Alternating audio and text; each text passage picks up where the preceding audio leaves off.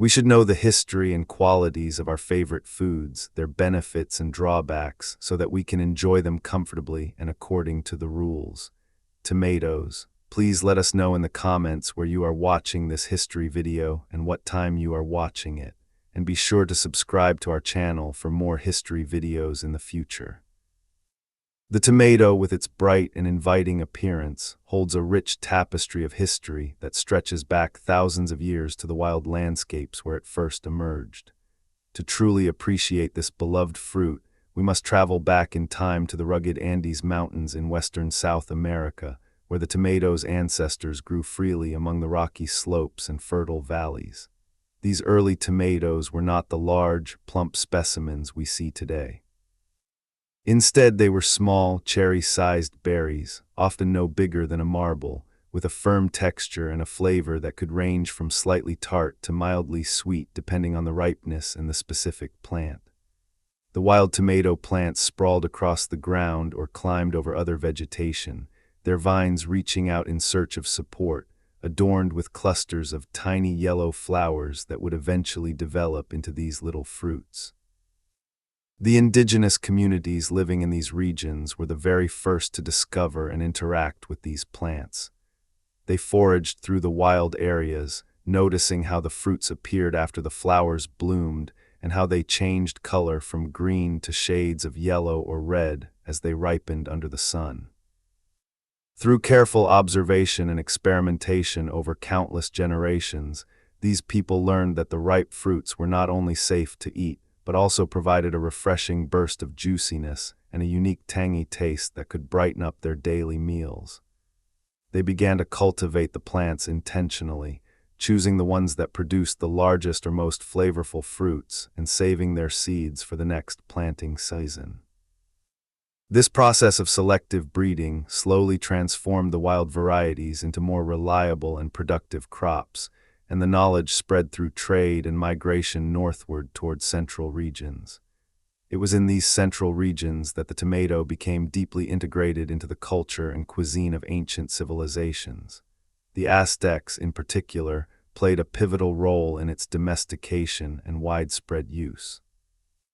They referred to the fruit as tomatl, a word that beautifully captures its essence as the swelling or plump fruit. This name reflected the way the tomato would grow and fill out as it developed. These early farmers cultivated a variety of tomato types, experimenting with different shapes, sizes, and colors, including some that remained yellow even when fully ripe and others that turned a deep, inviting red. They incorporated tomatoes into their cooking in numerous ways. Fresh tomatoes were sliced and mixed with herbs and spices to create vibrant relishes or salsas that accompanied tortillas and other staples. They might simmer the fruits to make sauces that added depth and richness to stews and meats. Some accounts even suggest that tomatoes were presented as special gifts during celebrations, such as to newlyweds, perhaps because the abundance of seeds inside symbolized prosperity and new life. Eating the tomato for the first time would have been an experience of discovery for those early people. Biting into a ripe one released a flood of juicy pulp and seeds, with a balance of acidity and subtle sweetness that complemented other local ingredients perfectly. The fruit's high water content made it a hydrating addition to diets in warm climates, and its natural nutrients provided energy and vitality. The plants themselves were hardy, able to thrive in the varied soils and climates of the region, with their compound leaves helping to protect against pests and their ability to self-pollinate ensuring consistent fruit production even in isolated gardens. The tomato plant is a member of the Solanaceae family, known as the nightshade family, which includes other edible plants like potatoes and peppers, but also some that are known for their toxicity. This family connection would later play a significant role in how the tomato was perceived elsewhere, but for these original cultivators, the focus was on the delicious and nourishing fruit while avoiding the leaves and stems, which contain natural protective compounds that can be irritating if consumed. The structure of the tomato fruit is itself a marvel. Technically classified as a berry, it develops from the ovary of the flower after pollination. Inside the juicy flesh are numerous small seeds embedded in a gel-like substance, all enclosed by a thin but sturdy skin that helps protect the contents during growth. As the fruit matures, it undergoes a remarkable transformation. The green chlorophyll breaks down, and pigments like lycopene begin to accumulate, giving the tomato its characteristic red hue in many varieties. This color change not only signals ripeness to animals and people, but also indicates the development of beneficial compounds that contribute to the fruit's flavor and nutritional profile. The acidity levels vary depending on the variety and growing conditions, lending a bright, zesty quality that makes tomatoes so versatile in dishes. When European explorers first encountered the tomato during their voyages in the early part of the 16th century, they were struck by its appearance in the extensive gardens of the Aztec Empire. Leaders like Hernán Cortés observed the plants growing abundantly alongside other crops and recognized their potential. Seeds were collected and carried back across the ocean to Europe, where the tomato was introduced to new soils and new people. In Spain, the plants took root quickly due to the favorable Mediterranean climate, and from there they spread to neighboring countries like Italy and France. However, the reception was not immediately enthusiastic everywhere. Because the tomato belonged to the nightshade family, which includes plants like the deadly nightshade with its poisonous berries, many people approached it with caution and suspicion. They worried that the bright, shiny fruits might be toxic, just like some of their relatives.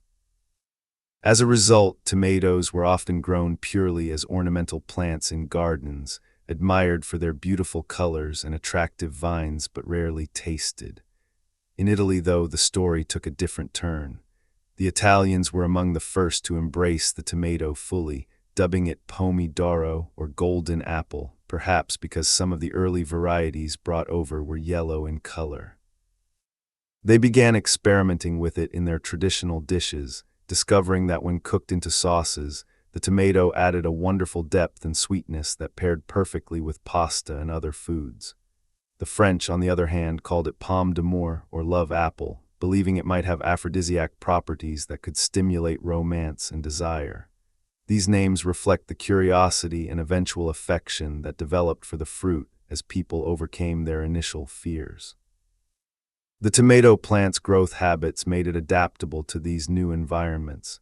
It thrives as an annual in many places, starting from seed each year, with vines that can grow quite long if supported properly. The leaves are compound, meaning they are divided into several leaflets, which gives the plant a feathery appearance. Flowers appear in clusters, each with 5 petals in a star shape, and they are typically self-fertile, though bees can help with pollination for better yields. Once the fruits set, they hang from the stems in green clusters that gradually ripen one by one, allowing for a prolonged harvest period. This characteristic made the tomato a valuable addition to kitchen gardens once its edibility was accepted. Yet even as the tomato gained a foothold in these new lands, its qualities continued to reveal both promise and caution.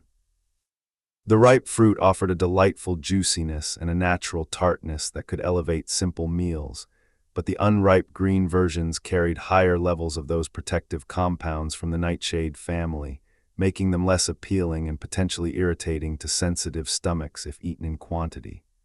People noticed that the leaves and stems, if handled or ingested carelessly, could cause mild discomfort, reinforcing the wisdom of sticking to the fully ripened berries.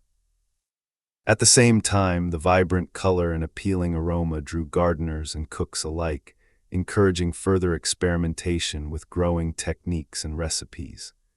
The tomato's ability to store well when dried or preserved in oils allowed communities to enjoy its flavor year-round, bridging seasons and adding variety to diets that might otherwise feel monotonous. As these curious plants took root in European soil and gardens, people started to explore their qualities more deeply, moving beyond mere decoration to considering their potential in the kitchen and beyond. The journey of the tomato was far from over. and its true impact on global cuisine and health was only beginning to unfold as more and more individuals discovered its delightful taste and versatile nature, setting the stage for the fruit to transform from a mysterious curiosity into an essential part of everyday eating around the world. As the tomato began to win over more hearts and palates across the continent, its cultivation techniques evolved rapidly in response to local climates and soil conditions. Gardeners learned to start seeds indoors during the last frosts of winter, transplanting the young seedlings into warm, sunny beds once the danger of cold snaps had passed. This careful timing allowed the plants to establish strong roots before the intense heat of summer arrived, resulting in sturdier vines and more consistent fruit set. The tomato's preference for slightly acidic soil with a pH between 6 and 7 became widely understood, prompting farmers to add compost or wood ash to balance the earth and encourage vigorous growth. Companion planting emerged as a clever strategy too. Placing tomato vines near basil or marigolds helped deter harmful insects while attracting beneficial pollinators that improved the quality and quantity of the harvest. The fruit's internal chemistry started to reveal itself more clearly as people paid closer attention to ripeness stages. When fully mature, the tomato develops a perfect balance of sugars, acids, and volatile compounds that create its signature aroma and taste. Lycopene, the pigment responsible for the deep red color in most varieties, not only gives the fruit its visual appeal, but also serves as a powerful antioxidant that the body can absorb more efficiently when the tomato is cooked with a touch of oil. This discovery encouraged cooks to drizzle olive oil over sliced tomatoes or simmer them gently, unlocking nutritional benefits that raw consumption alone could not fully provide. At the same time, the fruit's high water content, often exceeding 90%, made it a natural thirst quencher, while its fiber helped support smooth digestion when eaten regularly. Yet the tomato also carried subtle cautions that careful observers soon noted. The green parts of the plant, including unripe fruits, leaves, and stems, contain higher concentrations of alkaloids such as tomatine and solanine, natural compounds that can cause mild stomach upset or a bitter aftertaste if consumed in large amounts. Wise cooks learned to wait until the skin turned uniformly red or yellow, and the fruit yielded slightly to gentle pressure before harvesting, ensuring the lowest possible levels of these protective substances. For individuals with sensitive digestive systems, the natural acidity of the ripe tomato, typically around a pH of 4.3 to 4.9, could sometimes trigger discomfort, leading to the practice of sprinkling a pinch of baking soda into sauces to neutralize excess tartness without diminishing flavor. In the kitchens of the Mediterranean, tomato cookery reached new heights of creativity. Families gathered in late summer to preserve the bounty, blanching and peeling bushels of ripe fruit before packing them into jars with salt and herbs for winter storage. This canning tradition allowed the bright taste of summer to brighten meals long after the vines had withered. Others dried slices in the sun or slow ovens, concentrating the sugars into chewy, intensely flavored pieces that could be rehydrated in stews or ground into powder for seasoning. The tomato's natural glutamates enhanced the savoriness of any dish it touched, making even the simplest bean soup or vegetable stew feel more satisfying and complete. Botanists continued their work, mapping the tomato's genetic lineage and noting how selective breeding over centuries had increased fruit size dramatically from the tiny wild berries of the Andes to the hefty specimens weighing half a kilogram or more. They identified key genes controlling skin thickness, which helped prevent cracking during heavy rains, and others governing sweetness levels that varied with sunlight exposure. These insights traveled quickly through agricultural societies, inspiring new varieties tailored to specific needs, early maturing types for short summers, disease-resistant strains for humid areas, and cherry-sized ones perfect for snacking straight from the vine. The tomato plant's life cycle offered its own lessons in patience and reward. From the moment a seed germinated, tiny cotyledons emerged, followed by the first true leaves with their distinctive serrated edges. Within 6 to 8 weeks, flower clusters appeared, each bloom lasting only a day or two before the petals dropped and the ovary began swelling into a green berry. As the fruit grew, it passed through breaker stage, when the first blush of color appeared at the blossom end, signaling the final rush of flavor development. Harvesting at this precise moment allowed the tomato to ripen fully off the vine without losing any of its juicy essence, a technique still valued today for extending shelf life during transport. Nutritionally, the tomato proved itself a quiet powerhouse. Beyond lycopene, it delivered generous amounts of vitamin C to support immune function and collagen production for healthy skin. Vitamin K contributed to proper blood clotting and bone strength, while potassium helped regulate fluid balance and blood pressure. The presence of folate made it especially beneficial during periods of rapid growth, and the small but steady supply of iron aided oxygen transport when paired with vitamin C-rich meals. These elements combined in a low-calorie package, roughly 18 calories per 100 grams, making the tomato a welcome addition for anyone mindful of energy intake while still craving vibrant flavor. Disadvantages, however, remained part of the honest picture. Some people experienced allergic reactions, ranging from mild itching around the mouth to more noticeable skin flare-ups, often linked to the fruit's proteins or pollen. The seeds and skin could irritate those with diverticulitis or other intestinal sensitivities, prompting the development of seedless varieties and peeling methods for sensitive diets. In certain soils, tomatoes could accumulate heavy metals if grown near industrial areas, underscoring the importance of knowing the source of one's produce.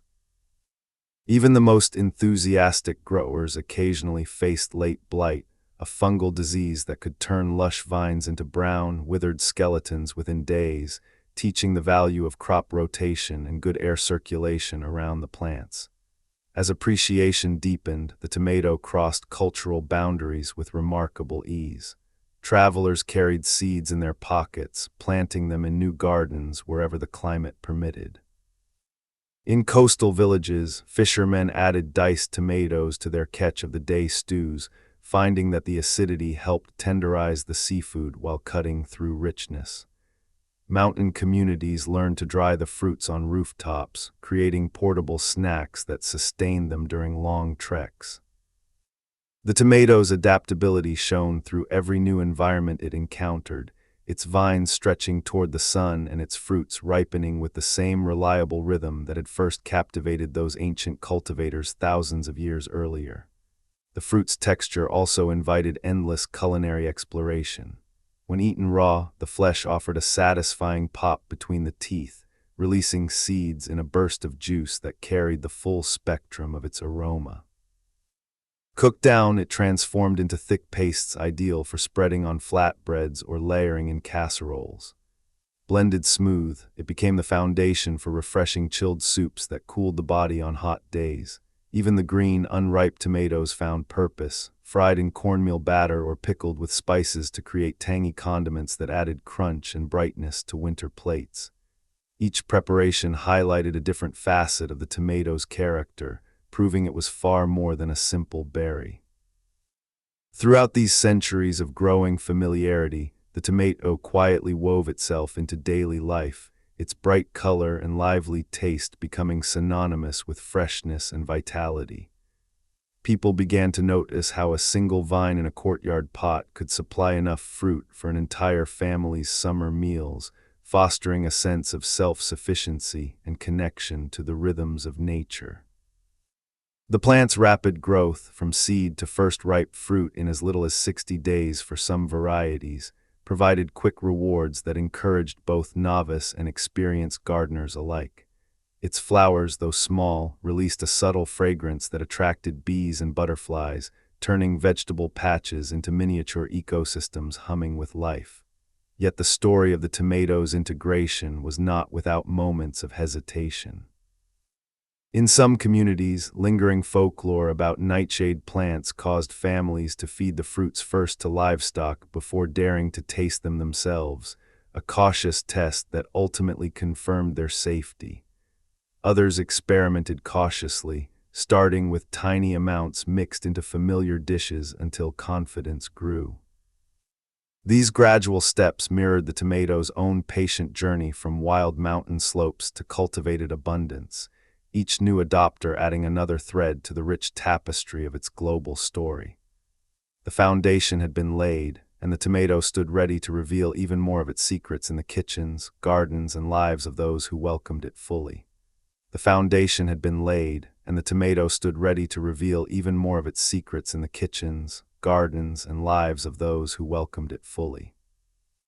With each passing season, cultivators refined their understanding of the plant's needs, discovering that consistent moisture without waterlogging encouraged deeper root systems capable of drawing nutrients from a wider area of soil. They noted how mulching around the base with straw or dried leaves retained humidity and suppressed weeds, allowing the vines to focus energy on fruit production rather than competing for resources.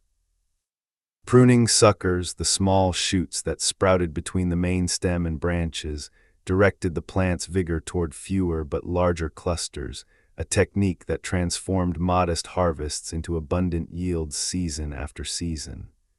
The tomato's remarkable array of internal compounds continued to unfold as a source of wonder. Carotenoids beyond lycopene, such as beta-carotene, contributed to the orange and yellow hues found in certain strains, converting inside the body to support clear vision and robust cellular repair. Flavonoids like quercetin and kaempferol offered protective layers against everyday oxidative stress, while chlorogenic acid helped modulate blood sugar responses after meals. These elements worked in harmony, creating a natural synergy that enhanced overall vitality when the fruit was consumed in its varied forms. The seeds themselves held trace amounts of healthy oils rich in linoleic acid, adding a subtle nutritional boost when eaten whole rather than strained out.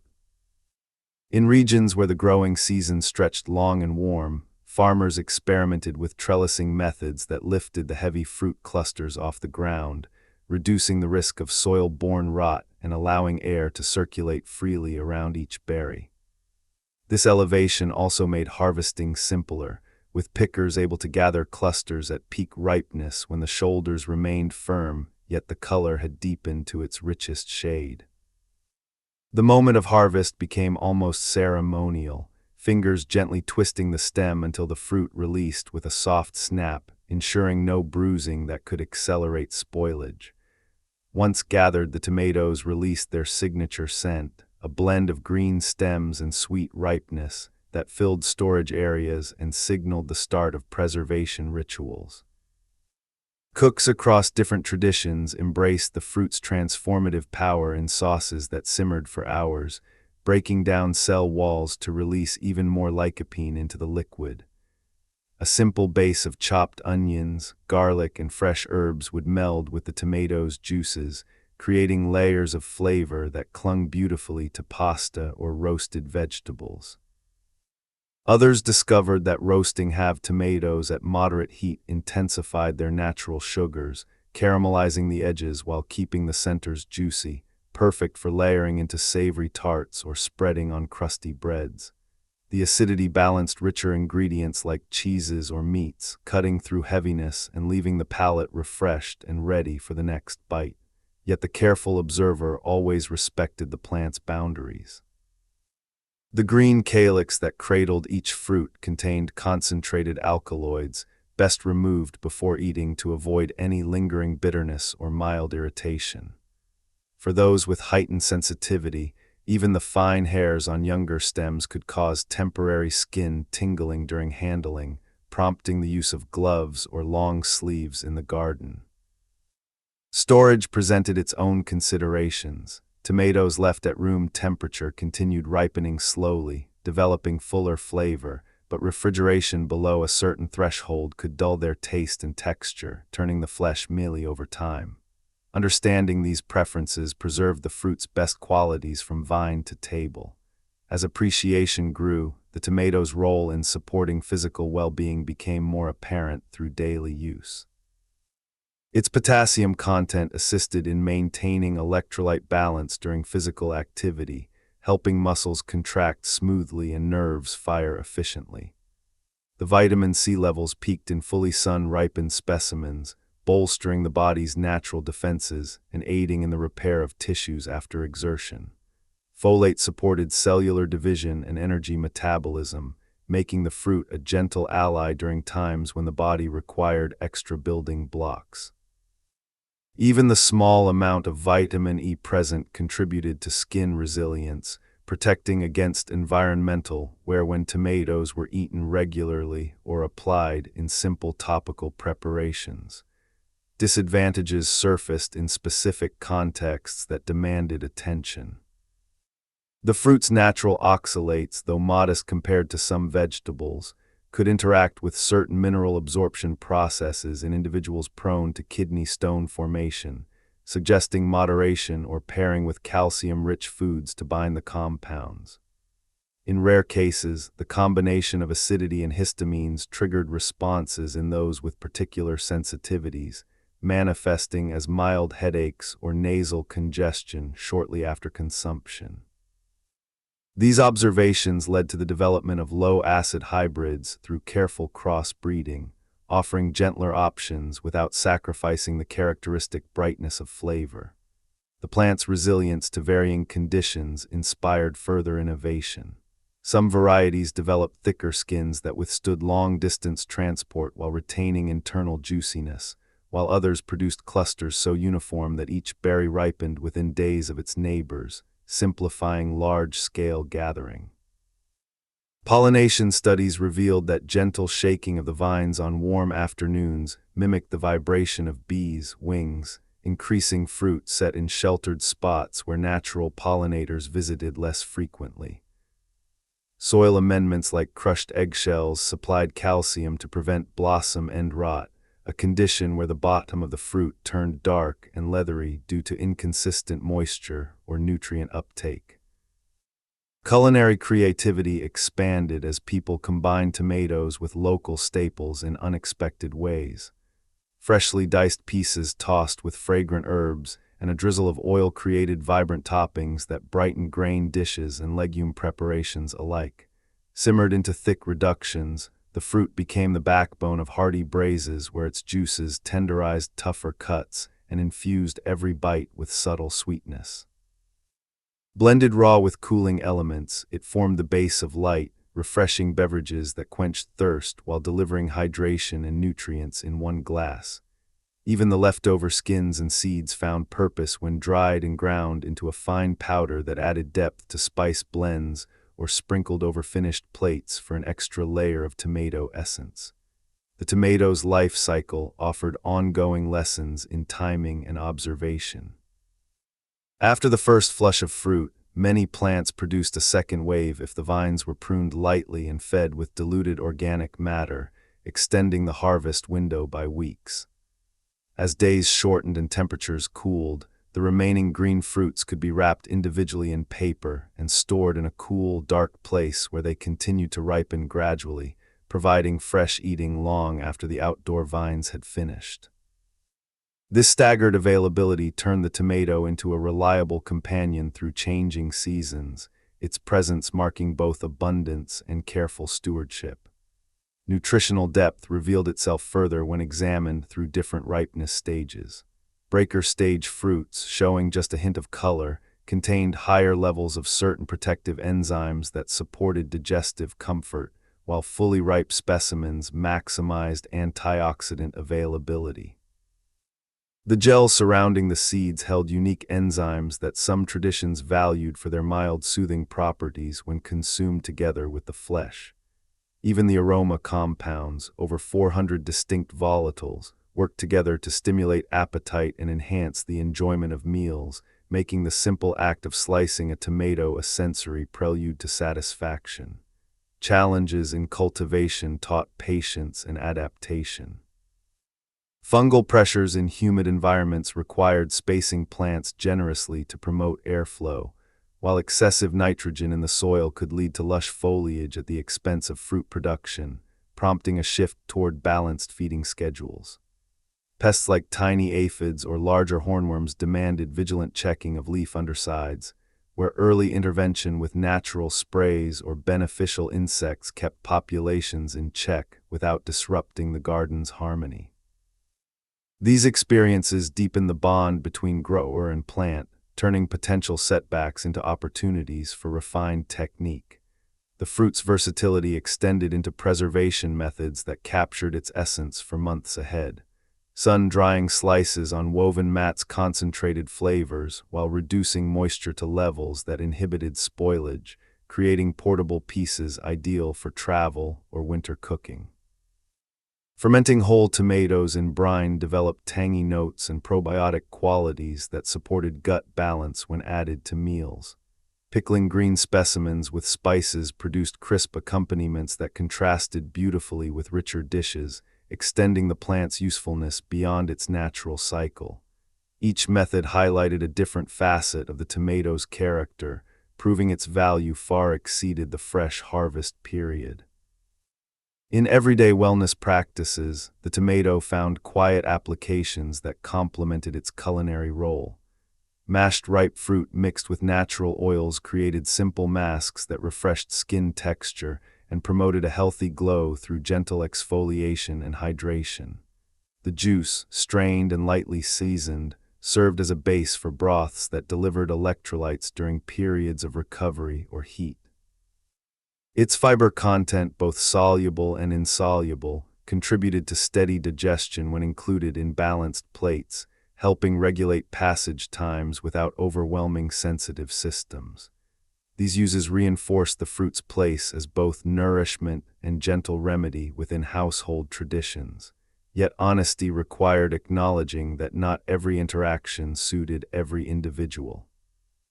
Those managing certain inflammatory conditions sometimes noticed that the nightshade family connection could heighten responses during flare periods, leading to temporary avoidance or testing of tolerance with small portions. The seed's small size occasionally posed challenges for those with dental work or swallowing difficulties, inspiring smoother preparations like strained sauces or purees. Soil quality played a critical role too. Tomatoes grown in nutrient-poor ground might develop off flavors or lower nutrient density, underscoring the importance of enriching the earth before planting. The plant's flowering stage offered its own delicate beauty, with each star-shaped bloom attracting a variety of helpful visitors that ensured successful fruit development. Once pollinated, the petals fell away cleanly, leaving the developing berry protected by its green sepals until maturity. Monitoring these transitions became second nature to dedicated growers, who learned to read the subtle changes in leaf color or stem firmness as indicators of the plant's overall health. A deep green hue signaled adequate nitrogen, while yellowing lower leaves often pointed to the need for potassium supplementation or adjusted watering. Culinary pairings evolved into sophisticated harmonies as knowledge spread. The tomato's bright acidity complemented the earthiness of root vegetables in slow-cooked stews, while its sweetness balanced the sharpness of aged cheeses in layered bakes. Blended with fresh greens, it created vibrant dressings that clung lightly to leaves without weighing them down. Even in sweet applications, a touch of tomato added unexpected depth to fruit compotes or baked goods, where its natural pectin helped achieve perfect texture. These discoveries expanded the fruit's reputation from simple ingredient to culinary cornerstone. The tomato's journey through time demonstrated remarkable adaptability, thriving in containers on balconies, sprawling across open fields, or climbing vertical supports in compact spaces. Its rapid growth cycle, from tiny seed to productive vine in mere weeks, encouraged experimentation among new enthusiasts, while experienced hands appreciated the subtle differences between heirloom strains passed down through generations. Each variety carried its own story, some with ribbed shoulders reminiscent of ancient forms, others perfectly round and smooth for uniform slicing. The range of colors, deep crimson, sunny yellow, striped green, even near black, added visual delight to gardens and plates alike. Storage innovations kept pace with appreciation. Hanging clusters in cool, airy rooms allowed slow ripening while maintaining stem freshness, extending usability by days or weeks. Layering sliced pieces between parchment in cool boxes preserved texture for quick meals. Dehydrating at low temperatures retained more volatile compounds than high-heat methods, producing intensely flavored results that reconstituted beautifully in liquids. These techniques ensured the tomatoes' gifts remained available regardless of the calendar. Health observations accumulated through consistent use. Regular inclusion supported cardiovascular comfort by helping maintain flexible vessels and balanced fluid levels. The antioxidant profile contributed to cellular protection against daily wear, while the low glycemic nature fit comfortably into varied eating patterns. Bone-supporting minerals combined with vitamin K to promote density over time, and the hydration provided by high water content aided kidney function when consumed mindfully. These cumulative effects positioned the tomato as a steady contributor to daily well-being rather than a singular remedy. Challenges in flavor consistency arose from environmental factors. Intense midday sun could scorch developing fruit, prompting the use of light shade cloth during peak heat. Uneven watering led to cracking along the shoulders, a cosmetic but flavor-preserving issue resolved by steady moisture routines. Nutrient imbalances sometimes produced pale interiors despite vibrant exteriors, teaching the value of soil testing and targeted amendments. Each hurdle refined practices, strengthening the relationship between people and this generous plant. The tomato's seeds, when saved from the healthiest fruits, carried forward desirable traits like disease resistance and superior taste, creating living legacies in backyard plots worldwide. Fermentation before drying separated viable seeds from pulp, ensuring high germination rates the following spring. This cycle of saving, planting, and harvesting closed a beautiful loop of self-reliance and continuity. As the tomato revealed layer after layer of its potential, it became clear that its story intertwined deeply with human ingenuity and care. The fruit's journey from modest wild beginnings to cultivated abundance mirrored the growth of knowledge itself, patient, observant, and endlessly rewarding. With each new discovery in garden or kitchen, the tomato continued to surprise and delight, offering its vibrant essence to those who approached it with respect for both its gifts and its boundaries. The path ahead promised even richer insights into its enduring place in daily life, where history, flavor, and well-being converged in every ripe, sun-warmed bite. The path ahead promised even richer insights into its enduring place in daily life, where history, flavor, and well-being converged in every ripe, sun-warmed bite. Among the many wonders that unfolded next were the countless distinct varieties that had been coaxed into existence through patient human selection across generations, each one carrying its own personality in shape, size, hue, and taste. Indeterminate types sent their vines climbing endlessly upward when given sturdy supports, producing wave after wave of fruit from early summer until the first hard frost arrived, rewarding those who trained the stems along trellises or through cages with a steady supply that could be harvested daily for immediate enjoyment or preservation. Determinate varieties, by contrast, reached a predetermined height and channeled all their energy into a concentrated burst of ripening over just a few weeks, making them especially suited to gardeners who wanted to gather large quantities at once for batch processing into sauces, soups, or dried snacks without the need for constant attention throughout the season. Colors painted the tomato world in an astonishing palette that went far beyond the familiar crimson. Deep golden yellow kinds offered a milder, almost fruity sweetness with hints of citrus that made them ideal for fresh salads or light sauces where a gentler tang was desired.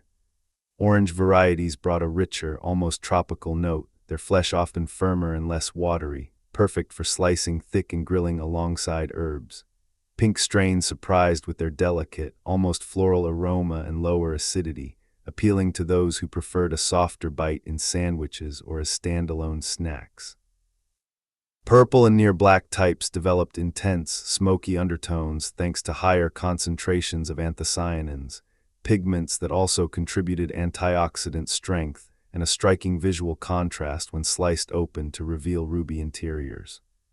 Green when ripe kinds retained a bright, grassy zing even at full maturity, their flavor leaning toward tart herbal notes that elevated pickles or chutneys without ever turning overly sweet. Bicolor and striped patterns added playful stripes of red and yellow or green and gold, turning each slice into a miniature work of art that delighted both the eye and the palate. Flavor science revealed layer upon layer of complexity, driven by the interplay of sugars, acids, and more than 400 aromatic compounds that developed only under optimal sunlight and temperature swings between day and night.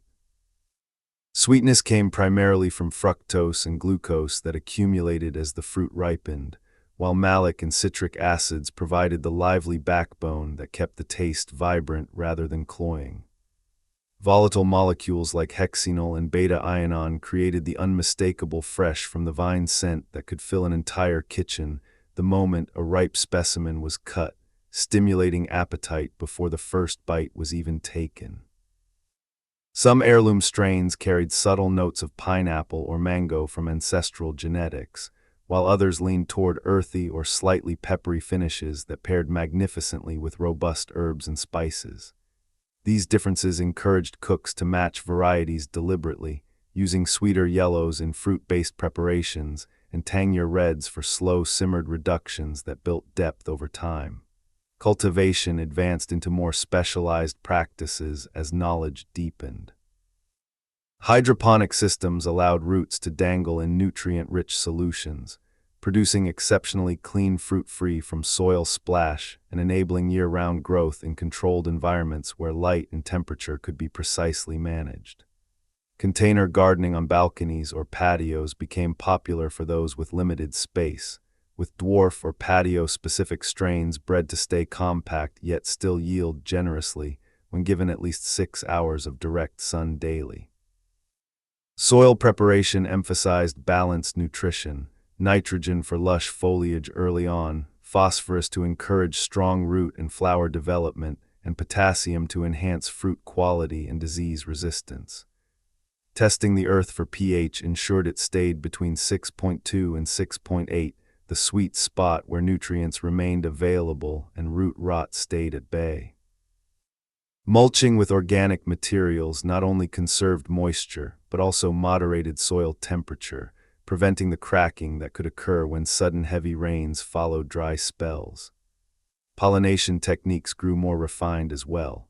While most flowers self-pollinate, gentle daily tapping of the vines or the use of small electric pollinators mimicking the buzz of bees dramatically increased fruit set, especially in greenhouses or during periods of low insect activity. Once fruits began to swell, consistent watering at the base, never overhead to avoid fungal issues, kept calcium flowing steadily to the blossom end, warding off the sunken, leathery patches that signaled imbalance. Pruning strategies varied by variety. Indeterminate plants benefited from removing lower leaves to improve airflow and reduce splash-borne diseases, while determinate types needed minimal intervention to preserve their natural compact form. Harvesting at the breaker stage, when the first faint color appeared at the blossom end, allowed the fruit to finish ripening indoors under controlled conditions, preserving peak flavor while extending usability by days or even weeks. Nutritional revelations continued to amaze those who studied the tomato closely. Lutein and zeaxanthin concentrated in the skin and flesh supported long-term eye comfort by filtering harmful blue light and helping maintain macular health. Beta-carotene converted efficiently into vitamin A, contributing to clear skin and strong mucous membranes that formed the body's first line of defense. The combination of vitamin C and vitamin E worked synergistically to protect cells from everyday oxidative damage, while the fiber, both soluble pectin and insoluble roughage, supported steady digestion and helped maintain comfortable cholesterol levels when included regularly in meals. Even the small but consistent supply of chromium aided in healthy blood sugar regulation, making the tomato a gentle friend for those mindful of energy balance throughout the day. Health-supporting properties extended into areas that touched daily comfort and resilience.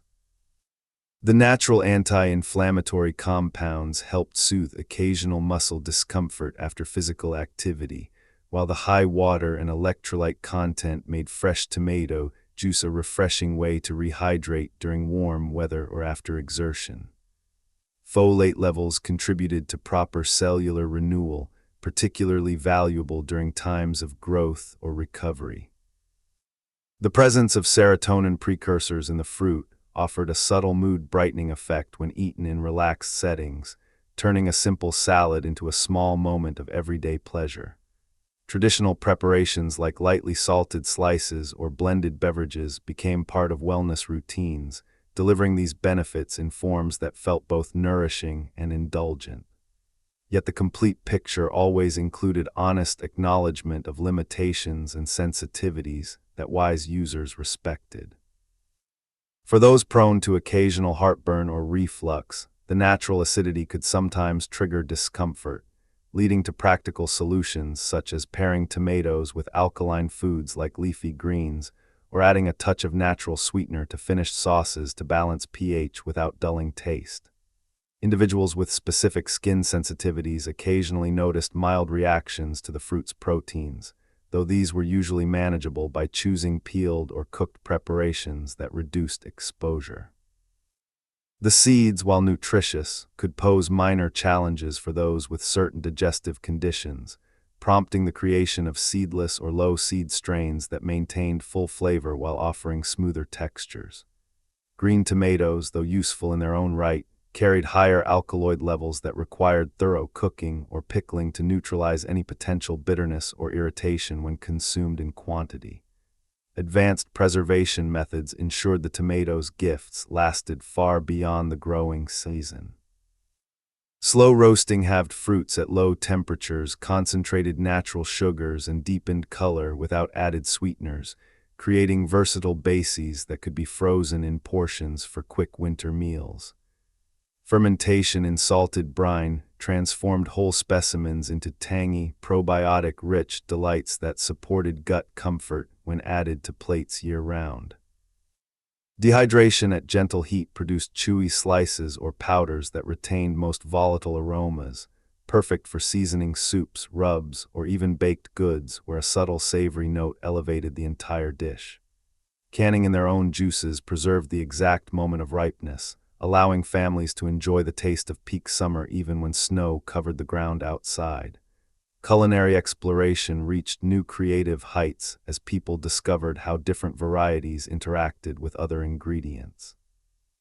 Sweet golden tomatoes paired beautifully with fresh herbs and soft cheeses for light appetizers that highlighted their fruity side. Tangy red types formed the backbone of rich, slow-simmered reductions that clung to pasta or roasted vegetables, their acidity cutting through richness while their natural glutamates amplified every other flavor present. Smoky purple kinds added depth to hearty stews and braises, their color-staining sauces with an inviting hue that made each serving visually striking. Even unripe green tomatoes found honored places when sliced thin, coated lightly, and pan-fried until golden and crisp, offering a tart contrast that awakened the palate in unexpected ways. The tomato plant's response to seasonal changes taught ongoing lessons in adaptation. As autumn approached and daylight shortened, many vines produced a final flush of smaller but intensely sweet fruits that seemed to concentrate all the season's sunshine into compact packages. Covering plants with light fabric during unexpected early chills extended the harvest by weeks, while bringing promising green clusters indoors to ripen on windowsills turned potential loss into continued abundance. Seed saving from the most vigorous and flavorful plants ensured that each new generation carried forward desirable traits, creating living lineages that improved subtly with every cycle of planting and selection. In everyday household practices, the tomato became more than food. It became a quiet companion to comfort and creativity. Blended ripe specimens formed the base of cooling summer drinks that refreshed and nourished at the same time. Mashed with a few simple additions, they created gentle topical applications that supported skin softness and glow through natural hydration and mild exfoliation. The leftover vines, once stripped of fruit, could be composted to enrich next year's soil, closing the circle of growth and return in a way that felt deeply satisfying. These small rituals wove the tomato into the rhythm of daily life, its presence marking both the passage of seasons and the rewards of attentive care. The fruit's enduring appeal lay in this perfect balance of generosity and respect. It gave abundantly when tended thoughtfully, offered layers of delight to those who explored its possibilities, and reminded everyone who grew or cooked with it that nature's gifts come with an invitation to learn, adapt, and appreciate fully. Each new season brought fresh opportunities to discover yet another facet of its character, ensuring that the tomato would remain a beloved presence in gardens and kitchens for generations to come, its story continuing to unfold with every seed planted and every ripe berry harvested under the sun. Ensuring that the tomato would remain a beloved presence in gardens and kitchens for generations to come, its story continuing to unfold with every seed planted and every ripe berry harvested under the sun. Among the most treasured developments in this ongoing story are the distinctive heirloom varieties that have been preserved and passed down through families and communities, each one carrying unique characteristics shaped by centuries of careful selection and local adaptation. Take the types known for their large, beefy shapes with deep ribbing and rich, complex flavors that burst with umami when sliced thick for sandwiches. These specimens often weigh several hundred grams apiece, their meaty interiors holding just the right balance of flesh and seed pockets so that every bite delivers intense tomato essence without excessive wateriness. Gardeners who favor them learn to provide extra support for the heavy clusters, using wide cages or strong stakes that allow the vines to sprawl naturally while keeping the fruit elevated and protected from ground moisture. Then there are the elongated varieties prized for their thick, dense flesh and low seed count, ideal for long simmered preparations where they break down into velvety sauces without becoming watery or requiring hours of reduction. These plants tend to grow tall and vigorous, producing clusters that hang like pendants, each fruit tapering to a gentle point at the blossom end, and developing a deep, uniform color that signals perfect maturity when the skin turns glossy and slightly translucent under the sun. Their natural sweetness intensifies with cooking, releasing natural glutamates that make sauces cling beautifully to other ingredients, turning simple pasta or roasted dishes into memorable meals that linger on the palate with layered depth.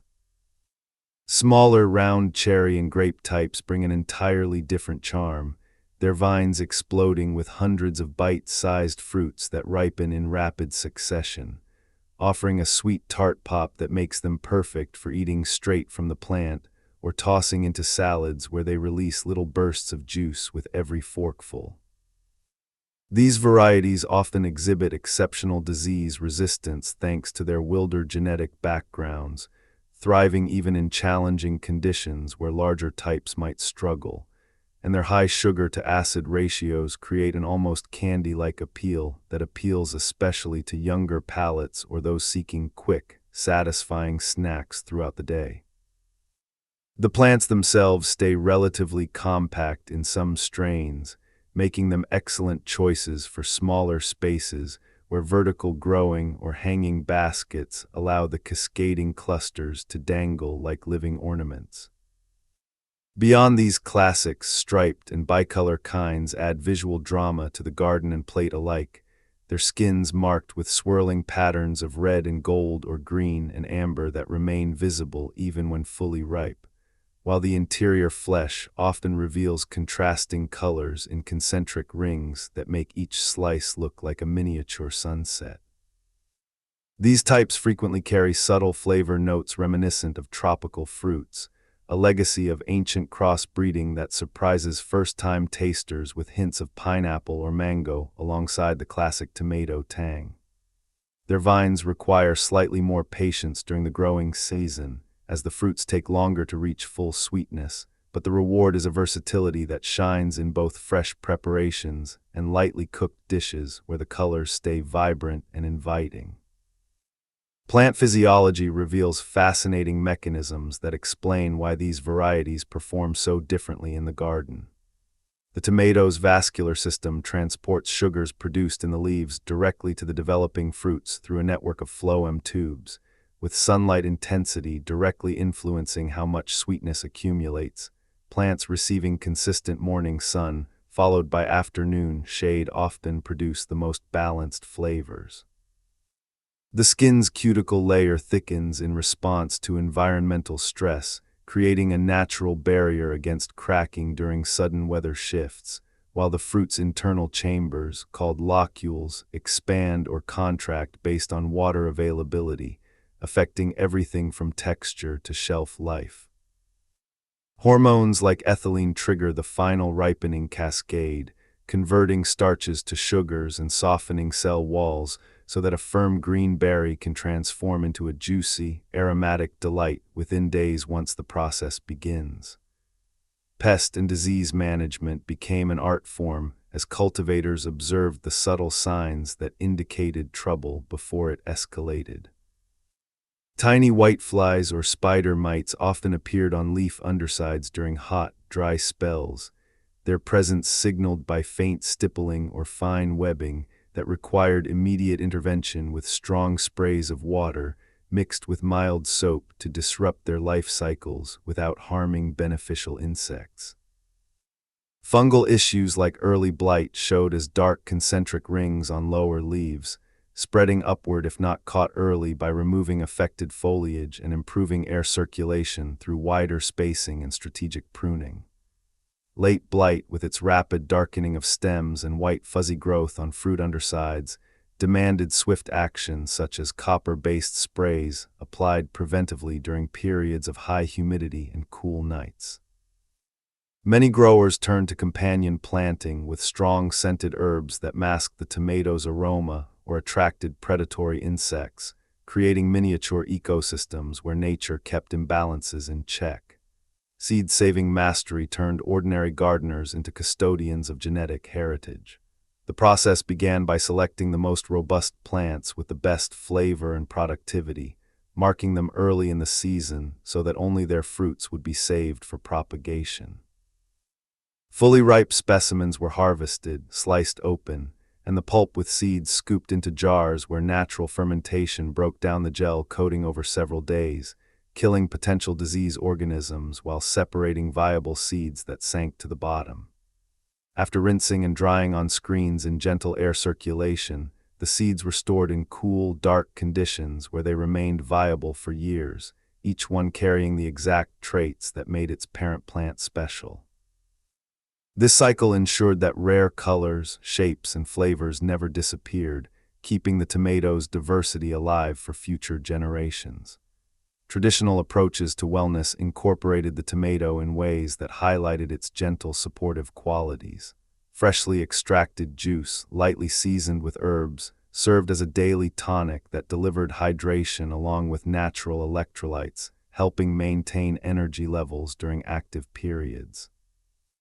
The fruit's pulp, when gently warmed and applied as a compress, offered soothing comfort to minor skin irritations thanks to its mild astringent properties and abundance of soothing compounds. In some household traditions, a simple tea made from dried skins provided a mild digestive aid after heavy meals, its subtle acidity encouraging comfortable processing without overwhelming sensitive systems. These practices grew from long observation, where families noticed improved vitality when tomatoes featured regularly in their seasonal eating patterns. Advanced culinary applications pushed the boundaries of what the tomato could contribute to a meal. Slow roasting clusters at low temperatures for extended periods concentrated flavors to an almost jam-like intensity, creating spreads that paired with breads or cheeses in ways that transformed ordinary snacks into gourmet experiences. Blending ripe specimens with fresh herbs and a touch of oil produced vibrant emulsions that clung to grilled vegetables or proteins, their natural acidity balancing richness, while the tiny suspended particles added pleasing texture. Even the green, unripe fruits earned their place when thinly sliced and dehydrated into crisp chips seasoned with spices, offering a tart, crunchy alternative to other snacks that captured the essence of the plant in an entirely new form. Global cultivation cycles adapted the tomato to every possible climate through ingenious techniques. In cooler regions, growers started seeds early under protective covers, hardening off young plants gradually before transplanting into raised beds that warmed quickly in spring sunshine. In hotter zones, afternoon shade cloth prevented sunscald on developing shoulders, while deep mulching kept roots cool and moist during peak heat. Vertical gardening systems allowed vines to climb walls or trellises in urban settings, maximizing limited space while improving airflow and reducing disease pressure. Container cultivation on wheels enabled gardeners to follow the sun throughout the day or move plants indoors during unexpected cold snaps, turning even the smallest balconies into productive tomato patches. The fruit's interaction with other ingredients revealed endless possibilities for harmony. When paired with fresh greens and a light dressing, diced tomatoes added juiciness that made salads feel substantial and satisfying without heaviness. Layered into baked dishes with herbs and mild cheeses, their juices released slowly during cooking, infusing every layer with moisture and flavor, while the natural sugars caramelized around the edges for delightful contrast. Blended into chilled preparations with cooling elements, they formed the heart of refreshing soups that delighted on warm days, their vibrant color and aroma announcing freshness with every spoonful. Even in preserved forms, the tomato shone. Dried pieces rehydrated in warm broths released concentrated essence that elevated simple grain dishes to new heights. Challenges in maintaining consistent quality across seasons taught valuable lessons in resilience. Fluctuating temperatures could cause uneven ripening, with some fruits staying green longer than others, requiring selective harvesting and patient indoor finishing on sunny windowsills where ethylene from a nearby apple accelerated the process naturally. Soil exhaustion after repeated plantings led to diminished yields, prompting rotations with nitrogen-fixing crops that restored balance and prevented buildup of soil-borne issues. Water quality mattered too. Overly hard water sometimes caused mineral deposits on leaves, while consistent rainwater collection provided the soft, slightly acidic moisture that tomatoes preferred for optimal nutrient uptake. The tomato's subtle contributions to overall comfort became more apparent with regular use. Its natural compounds supported flexible blood vessels and steady circulation when included in balanced daily meals, while the fiber helped maintain comfortable digestion by adding gentle bulk without irritation. Skin resilience improved noticeably for those who consumed the fruit often, the combination of hydration and protective pigments giving a healthy glow from within. Even during periods of higher physical demand, the electrolytes and mild sugars provided quick, sustaining energy that felt clean and natural rather than heavy. Yet the full story always included thoughtful awareness of individual variations. Some people found that the fruit's proteins occasionally triggered mild sensitivities, easily managed by opting for peeled or cooked versions that reduced exposure while preserving nutritional value. The seeds, though beneficial, prompted smoother preparations for those with specific digestive preferences, leading to strained sauces or purees that delivered all the flavor with none of the texture concerns. Environmental factors like growing location influenced mineral content, encouraging mindful sourcing to ensure the best possible quality from each harvest. As cultivators and cooks continued to explore, the tomato revealed itself as far more than simple produce. It became a living link between past traditions and future possibilities. Each variety told its own story through flavor and form, each growing technique reflected generations of accumulated wisdom, and each culinary creation celebrated the fruit's remarkable ability to enhance and transform. The vines reached toward the light with quiet determination, the fruit swelled with promise under the sun, and the entire cycle continued to inspire wonder in those who tended it with care.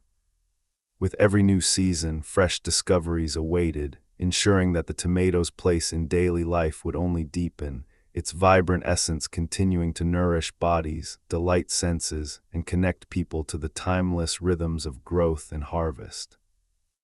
With every new season, fresh discoveries awaited, ensuring that the tomato's place in daily life would only deepen, its vibrant essence continuing to nourish bodies, delight senses, and connect people to the timeless rhythms of growth and harvest. The intricate biochemistry that powered these gifts became even clearer upon closer examination, revealing how the fruit's natural enzymes worked in concert with human digestion to unlock maximum value. When tomatoes were gently heated with a small amount of natural fat, the cell walls softened in such a way that lycopene molecules became far more accessible to the bloodstream, allowing the body to absorb up to 10 times more of this potent carotenoid than from raw consumption alone. This process also activated other hidden compounds like naringenin, which supported comfortable inflammation responses and helped maintain steady energy levels throughout the day by modulating how the body processed simple sugars. Further layers of the tomato's internal architecture showed how the gel surrounding the seeds acted as a natural delivery system for unique bioactive elements. This viscous matrix contained small amounts of tomatine in its ripe state, a compound that in balanced quantities exhibited gentle antimicrobial properties that could support a healthy internal environment when the fruit was eaten whole. The seeds themselves contributed tiny but meaningful quantities of omega fatty acids and plant sterols that aided in maintaining comfortable cholesterol balance when included regularly in meals. Even the thin skin held concentrated flavonoids that protected the fruit during growth and transferred those same protective qualities to those who consumed it, offering an extra shield against everyday oxidative stress from environmental factors. Cultivators who focused on nutrient-dense growing methods discovered that exposing the vines to controlled periods of mild water stress toward the end of the ripening phase concentrated flavors and beneficial compounds dramatically. The plants responded by pulling more minerals from the soil into the fruit, resulting in tomatoes with elevated levels of magnesium for muscle comfort and chromium for balanced blood sugar responses after eating. These techniques, passed down through generations of observant gardeners, transformed ordinary harvests into superior specimens that delivered noticeable differences in both taste and how the body felt after consumption. The leaves, though never eaten, released aromatic oils when brushed against that repelled certain insects naturally, reducing the need for interventions and keeping the entire plant healthier from root to tip. Preservation traditions expanded into sophisticated methods that captured the tomato's essence across seasons. One approach involved slow dehydration under controlled airflow at low temperatures, preserving nearly all volatile aroma molecules while turning the fruit into intensely flavored leathery strips that could be snipped into soups or rehydrated for sauces with almost no loss of nutritional potency. Another method used lactic acid fermentation in ceramic crocks, where the natural sugars converted over weeks into tangy, probiotic-rich preserves that supported gut comfort and added a bright, complex note to winter meals. These fermented tomatoes developed additional B vitamins through the action of beneficial microbes, turning a simple fruit into a living food that contributed to overall digestive harmony when eaten in small amounts with other dishes. Culinary mastery reached new heights as people experimented with temperature and timing to highlight different facets of the tomato's character. Quick searing halved fruits over high heat caramelized the natural sugars on the cut surfaces while keeping the interiors juicy, creating a contrast of smoky exterior and fresh interior that elevated simple grain bowls or roasted vegetable platters. Long, slow simmering of whole clusters with aromatic herbs broke down the pectin naturally, producing thick, spoonable sauces that required no added thickeners and clung perfectly to pasta or flat breads. Even the juice, extracted fresh and reduced gently, became a versatile base for light broths or glazes that carried the tomato's brightness into unexpected territories like fruit compotes, where its acidity balanced natural sweetness beautifully. The plant's response to light cycles offered yet another avenue of discovery. Tomatoes grown with supplemental morning light developed deeper color and higher antioxidant levels because the early rays triggered protective pigment production without overheating the vines. This knowledge led to strategic placement of gardens or the use of reflective mulches that bounced extra light onto the lower fruit clusters, resulting in more uniform ripening and consistently superior nutritional profiles. The flowers, often overlooked, released pollen in a precise manner that required either wind or gentle vibration to fertilize effectively, teaching growers to tap stems lightly during peak bloom hours to ensure every flower set fruit and maximize the harvest from each vine. Disadvantages, when explored with the same care, revealed themselves as opportunities for informed choices rather than limitations. The natural acidity, measured consistently around pH 4.3 to 4.6 in ripe specimens, could occasionally challenge those with sensitive esophageal linings, leading to the practice of adding a pinch of natural mineral salts or enjoying tomatoes in cooked forms where the acids mellowed without losing their bright character. For individuals managing certain joint responses, the solanine content in green parts prompted strict adherence to harvesting only fully colored fruits, while selective breeding had already produced strains with measurably lower alkaloid levels for greater comfort.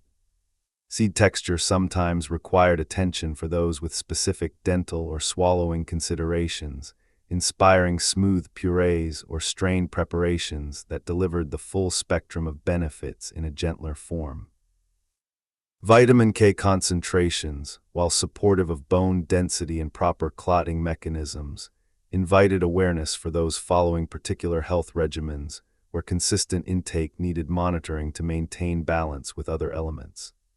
The fruit's oxalates, present in modest amounts, were easily managed by pairing tomatoes with calcium-rich companions like leafy greens or dairy alternatives, allowing the body to bind and excrete any excess while still absorbing the abundant potassium and magnesium.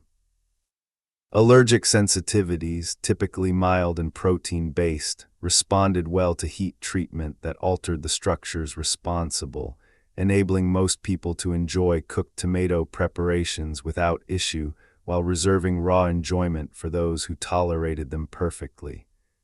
Advanced growing innovations continued to refine the tomato's potential.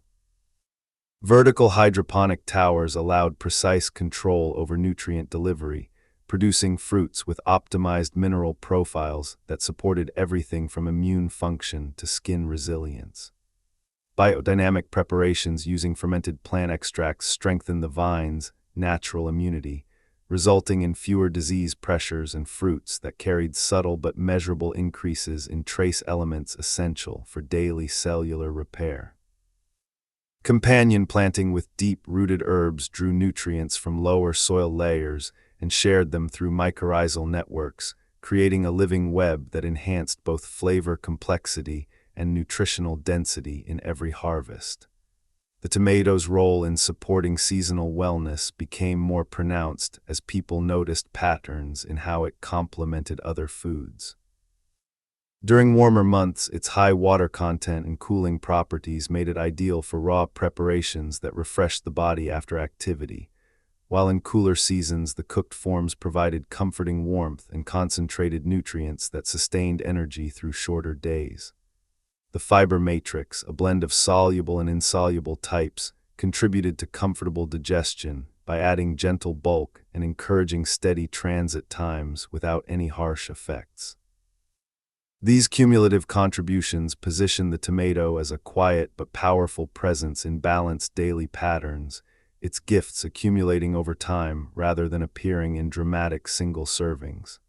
Storage and handling techniques evolved to preserve every aspect of quality. Clusters hung in cool, airy spaces continued slow ripening with stems intact, maintaining freshness for weeks while the fruit developed even deeper flavors.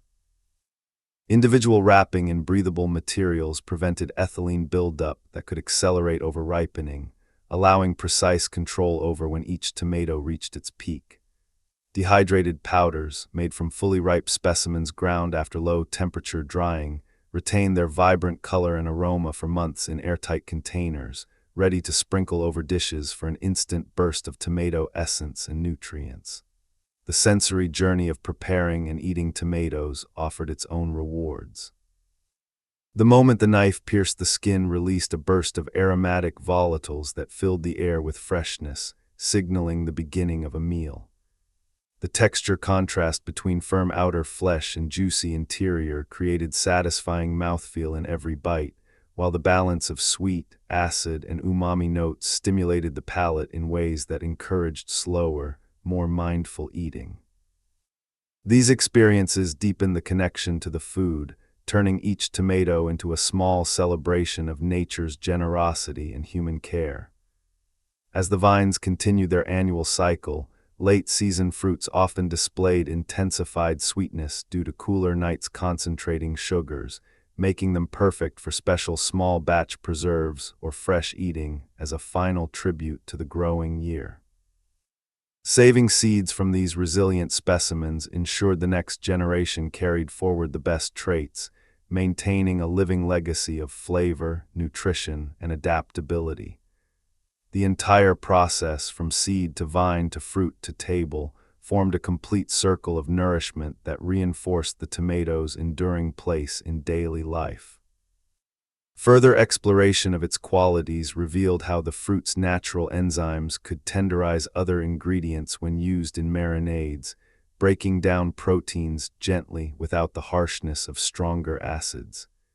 This property made tomatoes valuable in preparations where meats or vegetables needed softening while gaining flavor at the same time. The juice, when reduced to a syrupy consistency, served as a natural glaze that added shine and taste to roasted items, its sugars caramelizing beautifully under heat. Even the leftover pulp after juicing found purpose when mixed into compost or soil amendments, returning nutrients to the earth and closing the cycle once again. The tomato's subtle contributions to respiratory comfort came from its vitamin C and antioxidant profile, which supported clear passages and easy breathing during seasonal changes. Its hydration qualities helped maintain comfortable moisture levels in mucous membranes, while the anti-inflammatory compounds offered gentle support without any sedative effects. These benefits integrated seamlessly into everyday routines, appearing in simple salads, soups, or beverages that felt both nourishing and pleasurable. Challenges in large-scale cultivation taught ongoing lessons in balance. Overcrowding vines led to reduced airflow and increased fungal pressure, resolved by wider spacing and strategic pruning that directed energy to fruit rather than excess foliage. Nutrient imbalances manifested as leaf discoloration or blossom drop, corrected through targeted organic amendments that restored harmony without synthetic inputs. These experiences refined techniques, ensuring healthier plants and superior fruits season after season. The fruit's versatility in sweet applications surprised many who first encountered it. A small amount of tomato puree added to fruit preserves enhanced color, and provided natural pectin for perfect setting, while its acidity prevented cloying sweetness in desserts.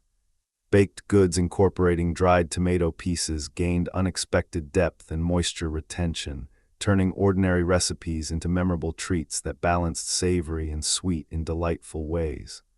Throughout all these explorations, the tomato remained a model of resilience and generosity.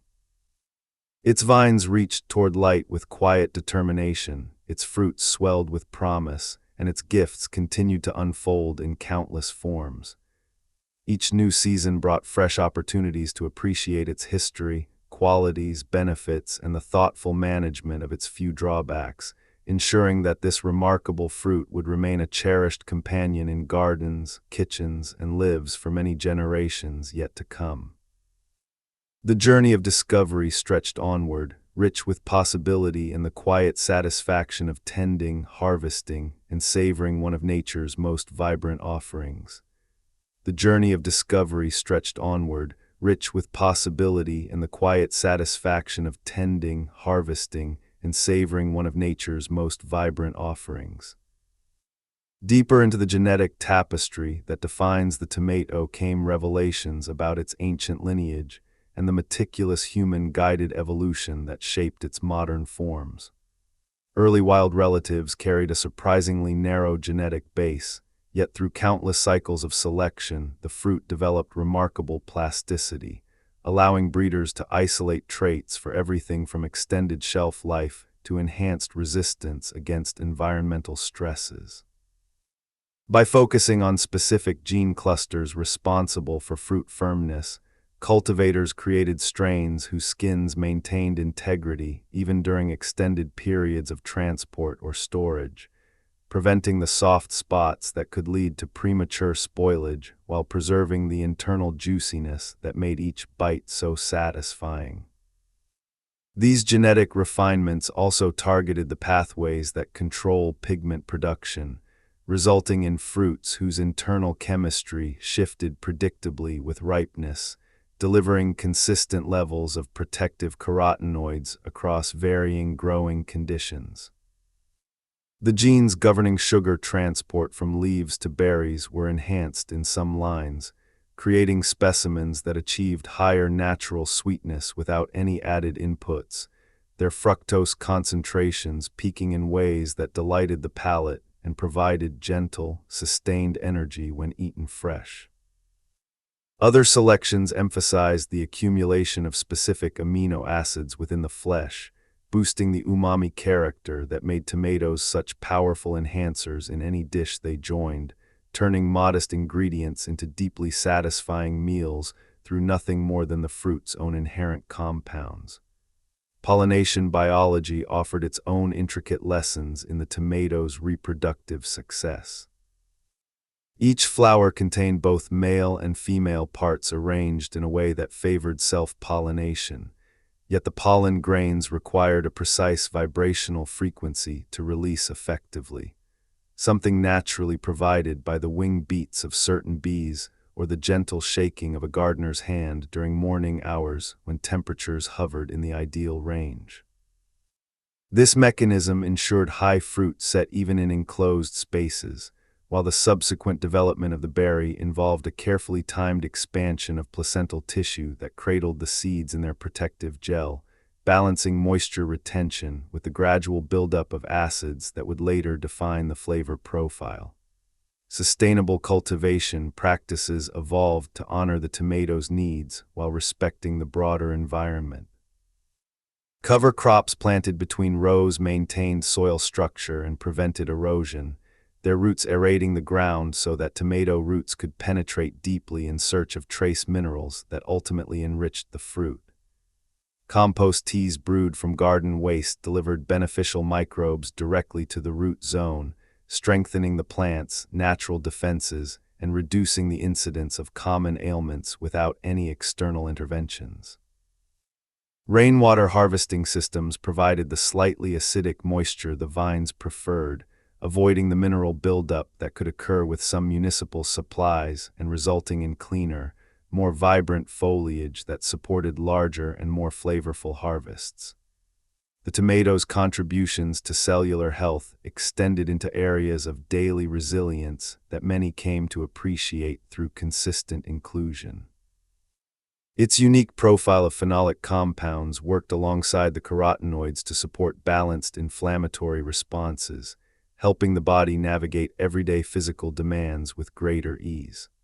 Choline, present in modest yet meaningful amounts, assisted in maintaining healthy neurotransmitter function and liver comfort, while the fruit's natural betaine supported proper methylation processes that kept energy metabolism running smoothly. These elements combined in ways that made the tomato a subtle yet reliable ally for those seeking to nourish their systems through food rather than isolated supplements. Advanced culinary techniques unlocked still more dimensions of the fruit's potential. Infusing oils with crushed ripe tomatoes at low temperatures created aromatic bases that carried the essence into dressings and marinades, where the fat-soluble compounds transferred their benefits directly to other ingredients. Dehydrating at precisely controlled humidity levels produced powders with concentrated volatile profiles that could be reconstituted instantly, delivering the full spectrum of taste and aroma to soups or rubs even in the depths of winter. Fermenting halved specimens in seasoned brines developed complex layers of tanginess, while generating additional beneficial acids that supported digestive ease when incorporated into meals. The plant's architectural adaptability allowed it to thrive in diverse settings when given thoughtful support. Espalier training along sunny walls maximized light exposure to every leaf surface, increasing photosynthetic efficiency and resulting in fruits with deeper color and higher nutrient density. In raised bed systems, the addition of biochar improved water retention and microbial activity, creating a living soil environment that fed the vines steadily and reduced the need for frequent watering. Even in vertical towers designed for small spaces, the tomatoes cascaded productively when their roots received consistent aeration and balanced nutrition, proving that abundance was possible regardless of available ground area. Further examination of the fruit's composition highlighted the role of its organic acids in both flavor and preservation. Citric acid dominated in most varieties, contributing the bright zing that balanced sweetness, while malic acid added a subtle apple-like undertone in certain strains. These acids also lowered the pH naturally during storage, inhibiting the growth of unwanted microbes and allowing fresh tomatoes to remain wholesome longer when kept at proper temperatures. The interplay between these acids and the fruit's natural sugars created a harmonious profile that evolved as the berry ripened, moving from sharp green notes in early stages to rounded, mellow richness at full maturity. Disadvantages received the same careful attention that had illuminated the benefits. The presence of certain lectins in the skin and seeds, though generally harmless, could occasionally cause mild digestive responses in highly sensitive individuals, leading to the simple practice of peeling or straining for those who preferred smoother textures. Interactions with specific mineral absorption pathways prompted recommendations to space tomato consumption away from high-iron meals for those managing particular conditions, ensuring optimal uptake of all nutrients involved. The fruit's natural histamine content, elevated in some overripe specimens, suggested enjoying them at peak freshness to minimize any potential for minor reactions in prone individuals. Breeding programs continued to refine these aspects, developing lines with reduced lectin levels through traditional cross-selection methods that maintained all the beloved flavor characteristics. The resulting fruits offered the same vibrant experience while accommodating a wider range of personal tolerances, demonstrating how patient observation and selective propagation could enhance accessibility without compromising the tomato's core appeal. These developments kept the fruit evolving in harmony with human needs, ensuring its place remained secure across generations. The tomato's ecological contributions extended beyond the garden. Its flowers provided nectar and pollen for a variety of beneficial insects, supporting local biodiversity and creating balanced habitats where pollinators thrived and returned the favor through improved fruit set. The spent vines, once stripped of their harvest, broke down readily in compost systems, returning organic matter and nutrients to the soil in a cycle that enriched future plantings. Even the seeds, when not saved for propagation, could be pressed for their light, nutritious oil that found uses in gentle cooking preparations or topical applications. Seasonal rhythms influenced every aspect of the tomato's journey. Spring transplants benefited from soil warmed by early sun, establishing strong root systems before summer heat arrived. Mid-season fruits captured the peak intensity of daylight, developing the richest pigment profiles and most complex aromas. Late-season berries, maturing under cooler nights, concentrated their sugars in ways that made them especially prized for fresh eating or small-batch preserves. This natural progression allowed growers to plan harvests strategically, spreading the bounty across months and reducing waste while maximizing enjoyment. Culinary traditions around the globe embraced the tomato in forms that celebrated its versatility. Thinly sliced and layered with fragrant herbs, the fruit became the centerpiece of light, refreshing plates that highlighted its juiciness. Pureed and gently simmered with spices, it formed the foundation of hearty, soul-warming dishes that comforted during cooler weather. Dried and reconstituted in flavorful liquids, it added depth to grain-based meals that sustained through busy days. Each preparation drew out different qualities, proving the tomato's ability to adapt while remaining unmistakably itself. The fruit's water content, typically exceeding 94% in ripe specimens, made it an exceptional source of hydration that carried dissolved minerals and vitamins directly into the body. This natural electrolyte balance supported comfortable fluid regulation during physical activity or warm conditions, while the accompanying fiber helped maintain steady digestion without any abrupt effects. The combination created a refreshing experience that felt both nourishing and light, encouraging regular enjoyment as part of balanced daily patterns. Storage innovations continued to evolve. Vacuum sealing whole clusters preserved aroma and texture for extended periods, allowing the fruit to finish ripening gradually in controlled environments.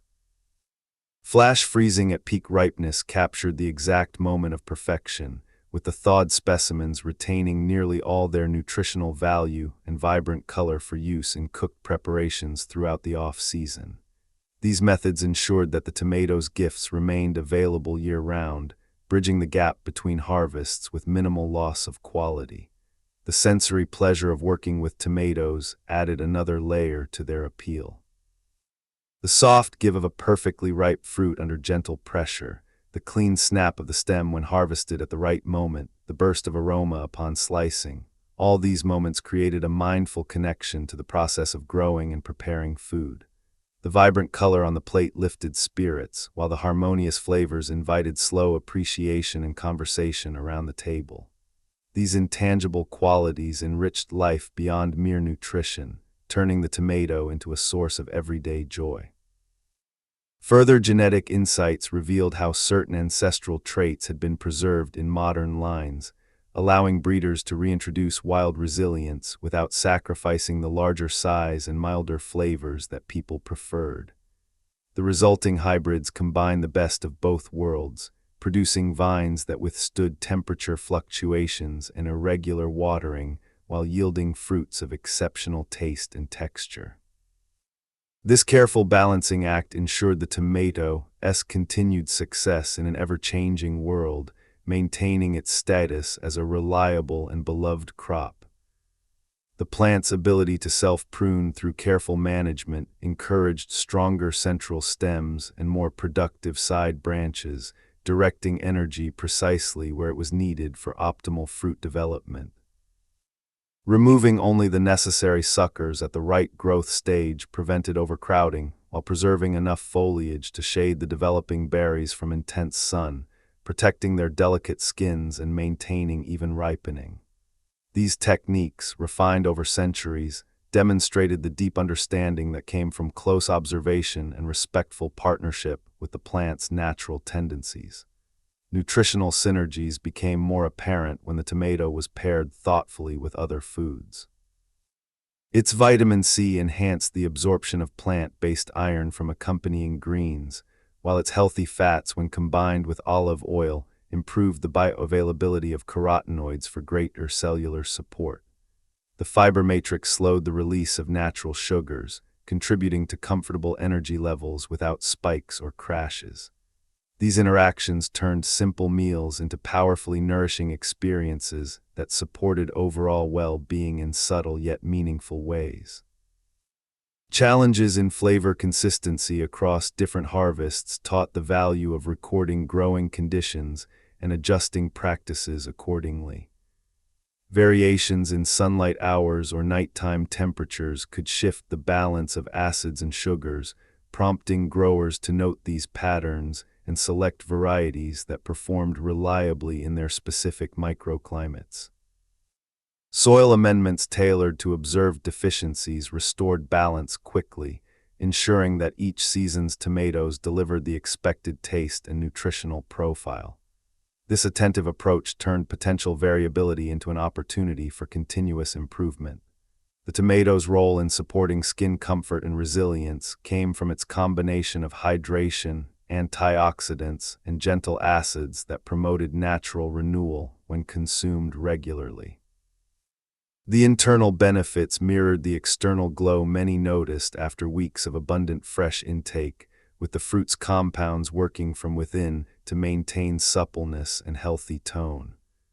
Topical preparations using strained pulp offered mild exfoliation and moisture, complementing the dietary advantages in a holistic manner.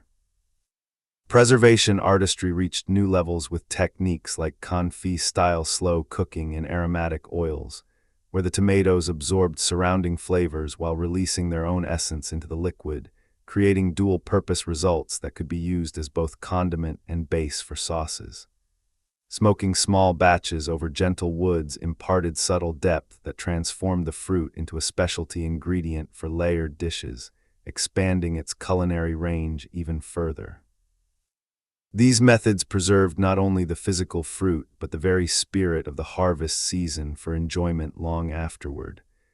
The entire cycle of the tomato, from the first tender sprout pushing through warm soil to the final late autumn fruits clinging bravely to frost-kissed vines, embodied resilience, generosity, and the quiet rewards of attentive care.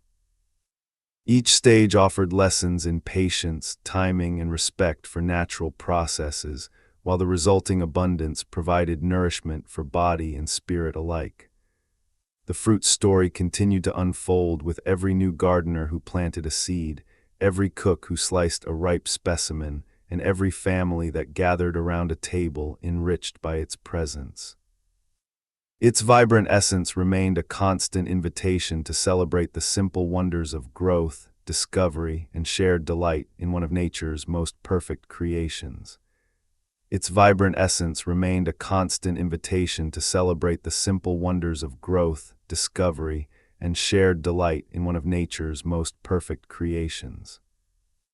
Within the intricate structure of every tomato berry lay yet another realm of precise biological engineering that continued to astonish those who examined it with care. The pericarp, that fleshy outer wall, consisted of multiple layers of parenchyma cells filled with vacuoles that stored the sugars, acids, and pigments, expanding dramatically during the final stages of maturation to create the characteristic plumpness that made each fruit feel so substantial in the hand.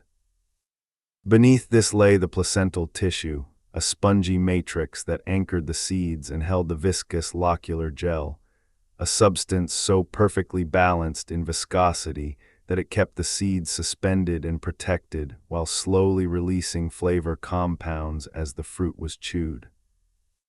The seeds themselves, small and kidney-shaped, carried within their tough coats the complete genetic blueprint for an entire new plant, complete with instructions for root development, leaf formation, and the eventual production of flowers that would repeat the cycle with remarkable fidelity. These seeds possessed a remarkable dormancy mechanism that allowed them to remain viable for years when stored in cool, dry conditions, awakening only when warmth, moisture, and oxygen aligned in just the right proportions to trigger germination. Once awakened, the radicle emerged first, pushing downward to anchor the seedling, followed by the hypocotyl that lifted the cotyledons into the light where they began immediate photosynthesis. This rapid transition from seed to self-sustaining plant happened within days under ideal conditions, illustrating the tomato's evolutionary strategy of quick establishment in disturbed soils where competition might be low. The true leaves that followed displayed the compound structure typical of the nightshade family, with serrated leaflets that maximized surface area for light capture while minimizing water loss through strategic stomatal placement on the undersides. Further into the realm of plant physiology came the understanding of how the tomato managed its internal water economy with impressive efficiency. The roots formed extensive fibrous networks that could explore large volumes of soil, pulling moisture upward through xylem vessels under the pull of transpiration from the leaves. When water availability dipped, the plant responded by closing stomata partially to conserve resources, a process that also concentrated internal solutes and intensified the flavor of developing fruits. This adaptive response explained why tomatoes grown in slightly drier conditions often tasted richer and more complex, their natural sugars and acids achieving a harmony that wetter environments sometimes diluted. The vascular bundles running through the stems acted as highways for nutrients, transporting phosphorus for energy transfer, potassium for fruit swelling, and calcium for cell wall strength, ensuring that every part of the vine contributed to the final quality of the harvest. The flower-to-fruit transition offered its own elegant sequence of events. After successful pollination, the style withered away cleanly, and the ovary walls began rapid cell division, with auxin and gibberellin hormones orchestrating the expansion that turned a tiny green button into a full-sized berry within weeks. During this period, the fruit remained green and firm, accumulating starches that would later convert to sugars under the influence of ethylene gas produced as ripening approached. The breaker stage, when the first pale blush appeared at the blossom end, marked the point of no return, after which the fruit would continue softening and coloring even if detached from the vine, a trait that allowed for careful harvesting and controlled ripening in storage facilities worldwide. Beyond these fundamentals, the tomato's antioxidant arsenal extended into compounds less commonly discussed, yet equally vital. Rudin, a flavonoid concentrated in the skin, supported capillary strength and comfortable circulation, while naringin and chalcone contributed to the fruit's ability to modulate everyday oxidative challenges. These worked alongside the more familiar lycopene in a synergistic dance that enhanced overall cellular protection, making regular consumption a gentle yet consistent form of support for those who included tomatoes in varied preparations. The presence of small amounts of melatonin precursors in the flesh added another dimension, offering subtle assistance with natural rest cycles when the fruit was eaten in evening meals, its effects so mild they blended seamlessly into the daily rhythm without any noticeable alteration in alertness. Culinary science revealed still more ways the tomato interacted with heat and other elements to transform its profile. When subjected to prolonged gentle simmering, the pectin chains broke down in a controlled manner, releasing bound water and creating natural thickness that eliminated the need for external thickeners in sauces and gravies. Maillard reactions between the fruit's amino acids and reducing sugars during roasting produced hundreds of new aroma molecules that deepened the savory character, turning simple halves into intensely flavored additions for breads or roasted vegetable medleys. Even the application of high heat for brief periods, such as in quick pan sauces, volatilized certain compounds while preserving others, creating layered taste experiences that evolved with each stir of the spoon. The disadvantages, examined with equal thoroughness, included the potential for certain individuals to experience minor shifts in digestive comfort due to the fruit's fiber matrix when consumed in very large quantities at once. The combination of soluble and insoluble fibers, while generally supportive of steady transit, could occasionally lead to temporary bloating in those unaccustomed to high fiber intake, a situation easily managed by gradual introduction and thorough chewing to aid initial breakdown. The natural acidity, though mellowed in cooked forms, sometimes interacted with dental enamel over extended periods of frequent raw consumption, suggesting the simple habit of rinsing the mouth with water afterward to maintain comfort and protect tooth surfaces. For those managing specific dietary frameworks that limited nightshade intake during certain phases, the tomato's alkaloids, even in trace ripe amounts, prompted temporary avoidance, though modern breeding had already produced lower alkaloid selections that broadened accessibility. These considerations led to thoughtful innovations in preparation. Straining techniques removed seeds and skins for ultra-smooth textures in delicate dishes, while fermentation processes not only extended shelf life but also reduced perceived acidity through the production of lactic acid that softened the overall profile.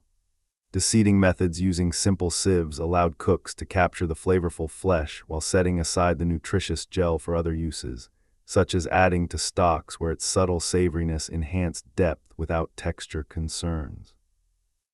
These adaptations demonstrated how awareness of potential drawbacks could be transformed into creative opportunities that preserved the fruit's many gifts. The tomato's contribution to soil health when grown in rotation systems added another layer of value.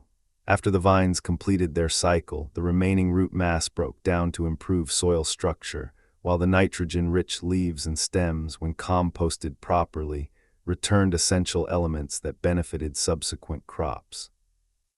This closed-loop approach meant that tomato cultivation, when practiced with care, actually enhanced the garden's overall fertility rather than depleting it, creating a sustainable model that rewarded long-term planning.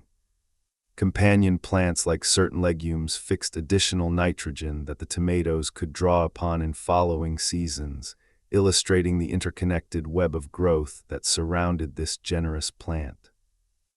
Further into the realm of sensory appreciation came the recognition that the tomato's aroma compounds served as more than mere pleasant byproducts. They acted as natural appetite stimulants, preparing the digestive system for incoming nourishment by triggering gentle saliva and gastric juice production. The bright red or yellow hues, visible even before tasting, engaged visual senses that heightened expectation and enjoyment, while the satisfying give of the flesh under gentle pressure provided tactile pleasure that made each bite a multi-sensory event. These elements combined to elevate the simple act of eating a tomato far above basic sustenance, turning it into a moment of genuine delight that lingered in memory. Advanced preservation artistry included methods like oil packing roasted tomatoes, where the fruit absorbed surrounding flavors while its own juices enriched the oil for later use in dressings or drizzles. Smoking techniques using mild woods imparted subtle layers that transformed the fruit into a specialty component for layered spreads or sauces, expanding its culinary range without altering its fundamental character. Even the creation of tomato leaf-infused oils, using only the safe aromatic foliage in tiny controlled amounts for scent rather than consumption, added another dimension to homemade preparations, though the leaves themselves remained strictly for external or aromatic use only. The plant's response to seasonal cues demonstrated exquisite timing. As daylight hours shortened and temperatures cooled, many varieties entered a natural slowdown, channeling remaining energy into the final fruits that often achieved peak sweetness due to slower metabolism and sugar concentration. This late-season bounty, though smaller in size, carried intensified flavor profiles that made them prized for fresh eating or special small batch preserves that captured the essence of the entire growing year. The vines themselves, once spent, could be cut and laid as mulch, their decomposition feeding earthworms and microbes that prepared the bed for the next cycle, ensuring continuous fertility without external inputs. Nutritional synergies with other foods continued to reveal themselves through practical pairing. When tomatoes met leafy greens rich in iron, the vitamin C content facilitated better absorption of that mineral, turning a simple salad into a more effective source of support for energy and vitality.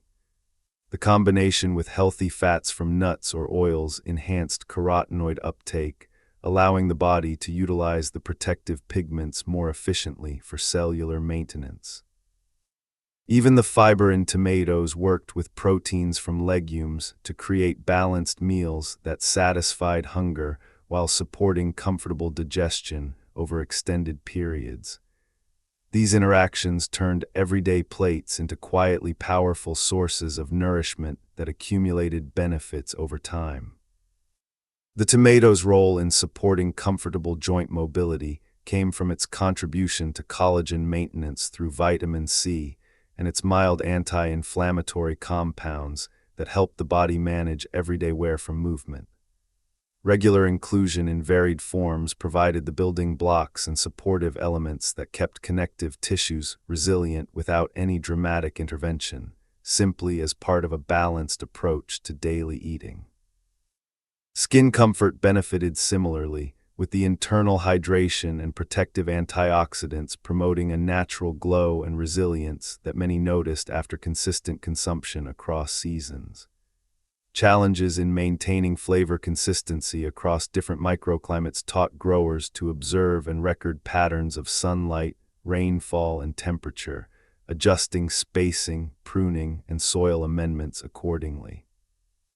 A vine that received slightly more afternoon shade might produce fruits with brighter acidity, while one in full sun all day could develop deeper sweetness, each variation offering its own culinary strengths when understood and celebrated.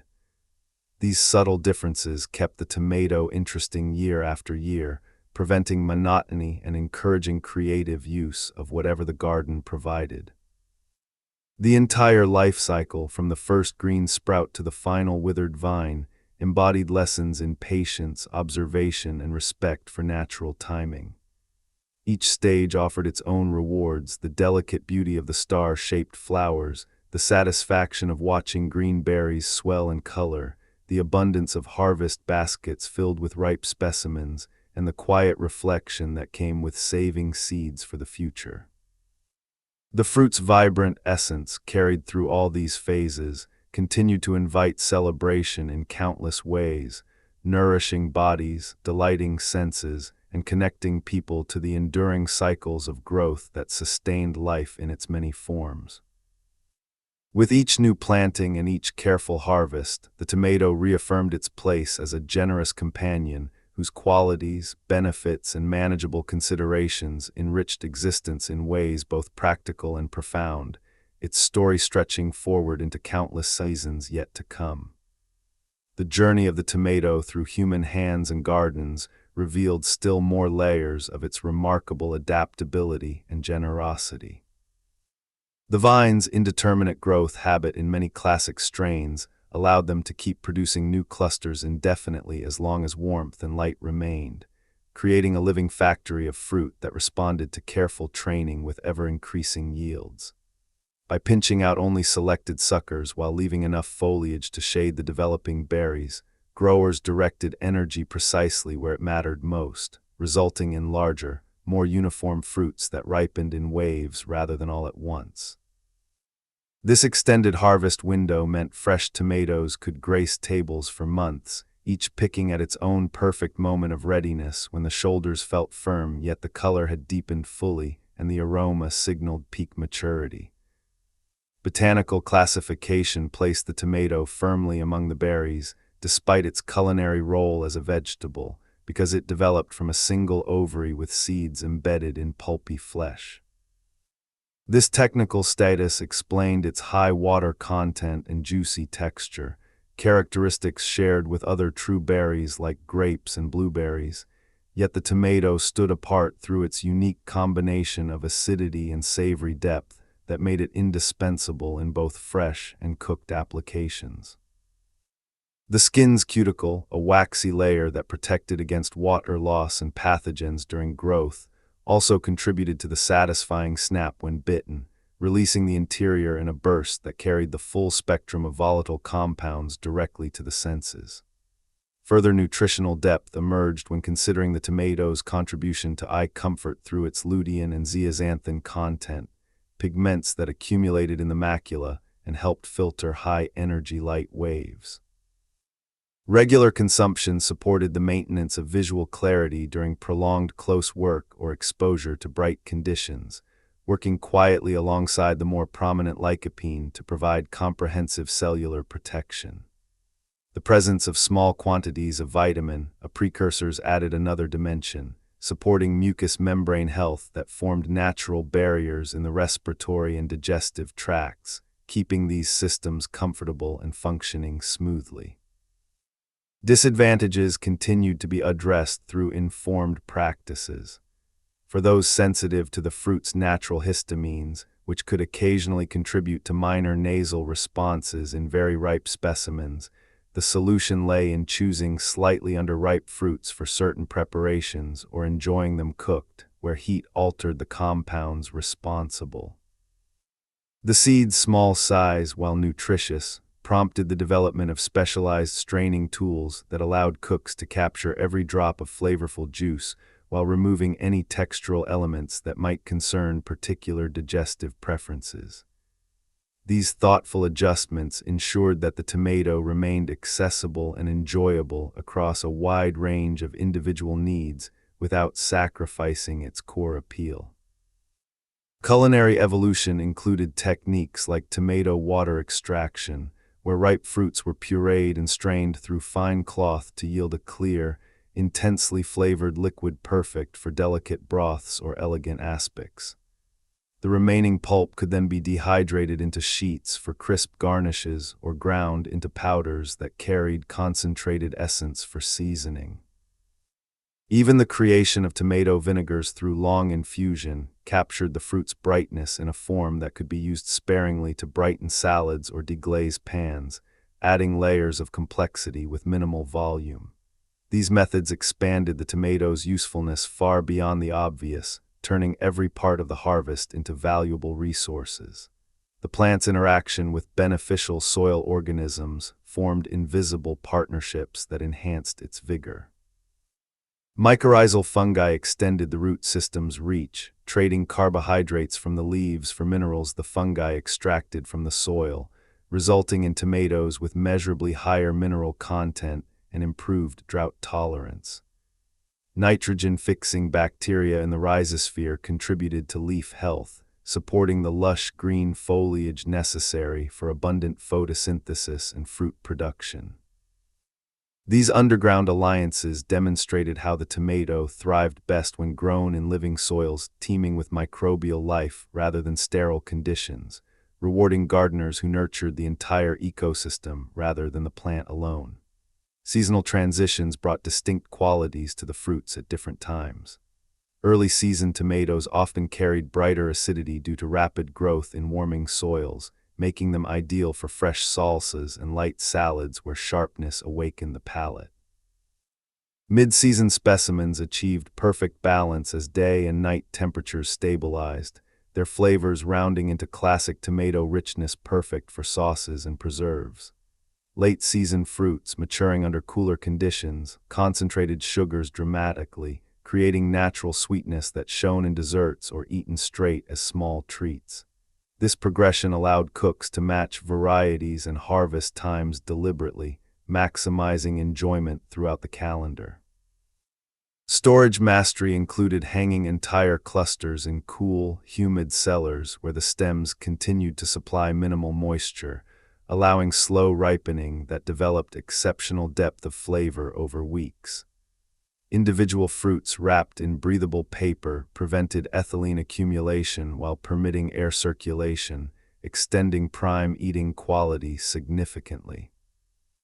Frozen whole at peak ripeness retained nearly all nutritional value for later use in cooked dishes, with the thawing process actually enhancing sauce making by breaking down cell walls naturally. These techniques bridged seasons seamlessly, ensuring the tomato's presence remained constant. The fruit's subtle support for comfortable blood pressure regulation came from its generous potassium content balanced with low sodium, helping maintain proper fluid balance and vascular flexibility when included regularly. This effect compounded with the antioxidant protection of lycopene to support cardiovascular ease in a gentle, food-based manner that felt natural and sustainable. The fiber's role in binding bile acids contributed to healthy cholesterol management, while the overall low caloric density allowed generous portions without concern for energy intake, making the tomato a welcome component in balanced daily patterns. Advanced growing techniques included the use of reflective mulches that increased light intensity around the base of plants, boosting photosynthesis in lower leaves, and resulting in more uniform fruit coloring and higher sugar accumulation. Pruning to a single stem in indeterminate varieties concentrated energy for larger individual fruits, while allowing multiple stems in determinate types produced higher total yields of slightly smaller but equally flavorful berries. These choices allowed gardeners to tailor their harvest to specific needs, whether seeking impressive showpiece tomatoes or abundant quantities for preservation. The tomato's aromatic profile, comprising hundreds of volatile molecules, evolved continuously during ripening, with green notes giving way to floral and fruity esters that signaled readiness. This changing bouquet served as a natural ripeness indicator, guiding harvest timing for optimal taste and nutrition. When combined with herbs or spices in cooking, these volatiles interacted to create entirely new scent and flavor dimensions, demonstrating the fruit's role as a master enhancer rather than a simple ingredient. Disadvantages in specific growing conditions included susceptibility to temperature extremes that could cause cat-facing or irregular shapes in early fruits, easily avoided by waiting for consistent warmth before transplanting.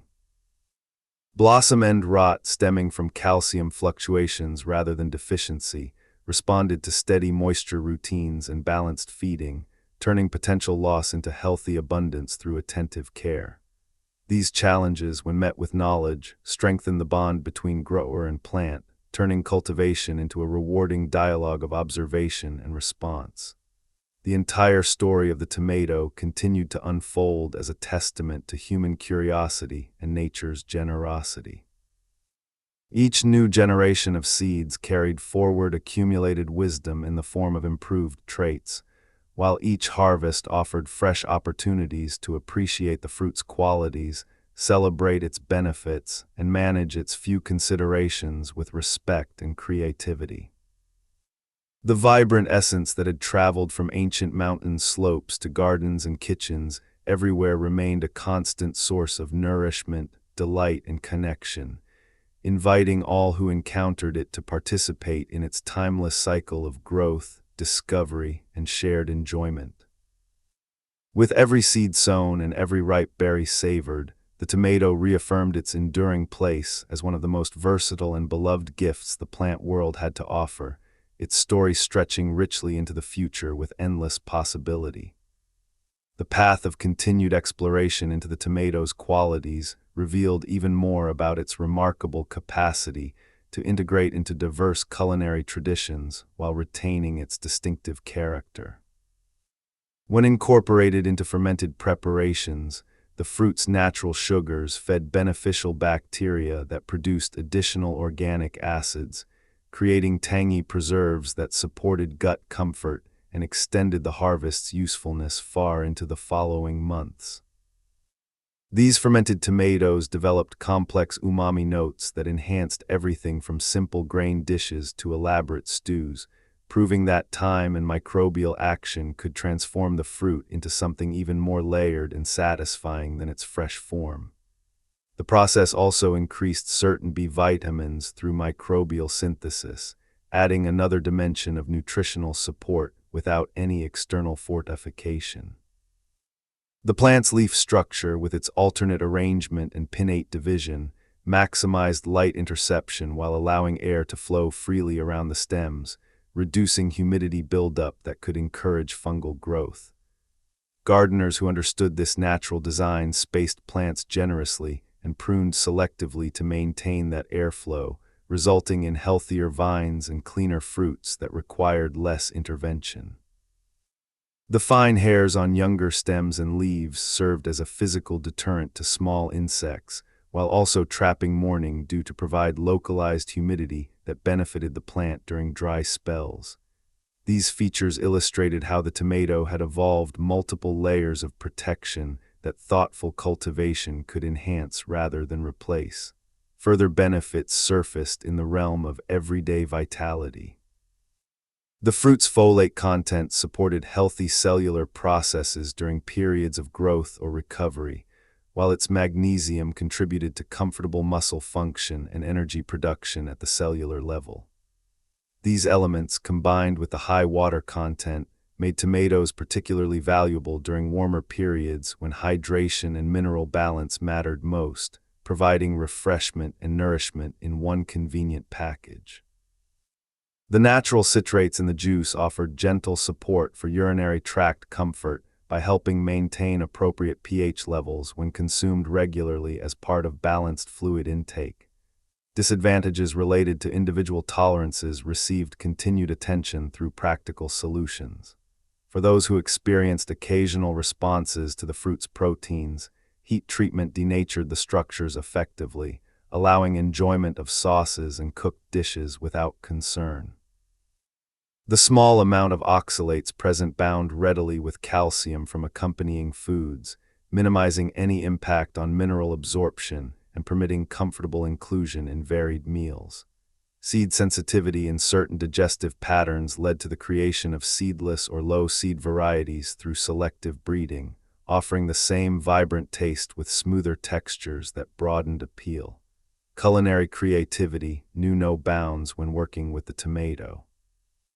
Pureeing roasted specimens and reducing the liquid created intensely flavored bases for glazes that caramelized beautifully on roasted vegetables or proteins, adding both color and depth with minimal effort. Blending fresh tomatoes with cooling herbs produced vibrant beverages that refreshed and hydrated simultaneously, their natural electrolytes supporting comfort during physical activity. Even the creation of tomato powders through low-temperature dehydration allowed precise seasoning control, where a pinch could transform a simple soup or rub into something memorable and layered.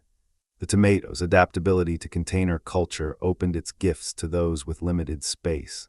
Compact varieties bred for pots produced abundant clusters when given adequate sunlight and consistent moisture, their roots exploring the limited soil volume efficiently to support heavy fruit loads.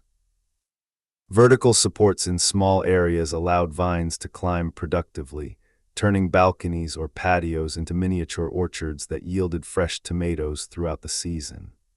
These systems, when mulched and fed organically, matched the productivity of larger plots while bringing the satisfaction of homegrown abundance within reach of urban dwellers. The fruit's internal gel, often discarded in straining, actually contained unique enzymes and compounds that supported digestive ease when included. Blending the whole fruit preserved these elements, creating preparations that delivered complete nutritional value in every spoonful. The seeds, when dried and lightly toasted, offered a crunchy garnish with subtle nutty notes and trace minerals, turning what might have been waste into a delightful addition that enhanced texture and interest in finished dishes. Seasonal rhythms continued to dictate optimal uses. Spring's first early tomatoes, with their bright acidity, awakened winter-weary palates in light salads and salsas. Summer's peak harvest provided the juiciest specimens for raw enjoyment and large batch preservation. Autumn's final fruits, concentrated by cooler nights, became the foundation for rich, comforting sauces that warmed body and spirit as days shortened.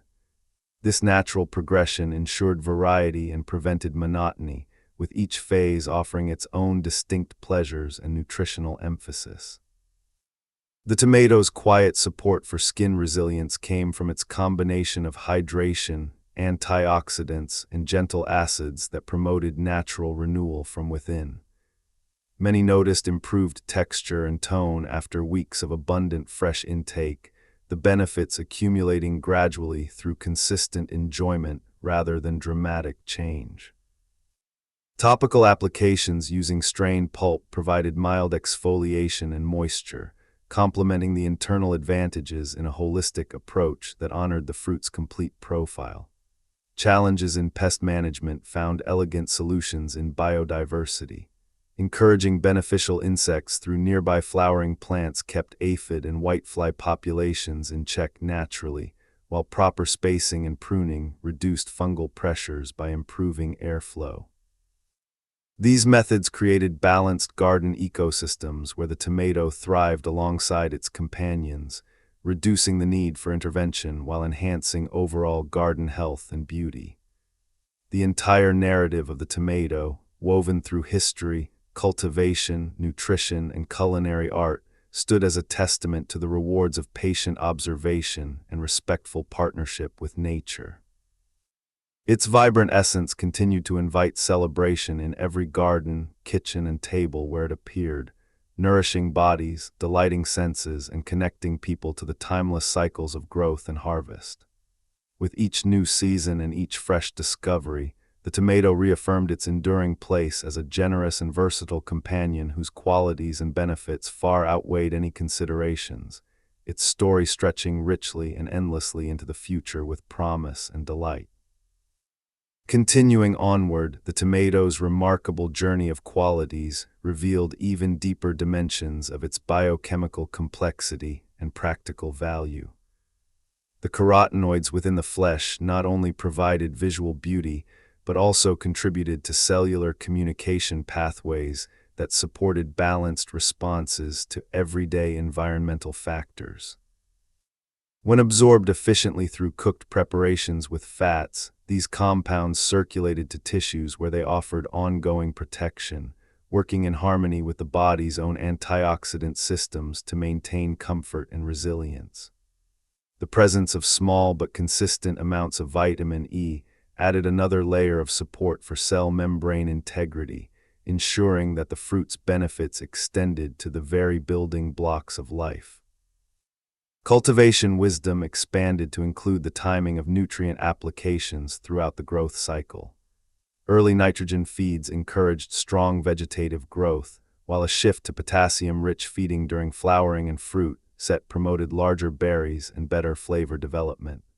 Calcium supplementation through consistent watering routines prevented physiological disorders, while magnesium applications kept leaves vibrant green for maximum photosynthesis.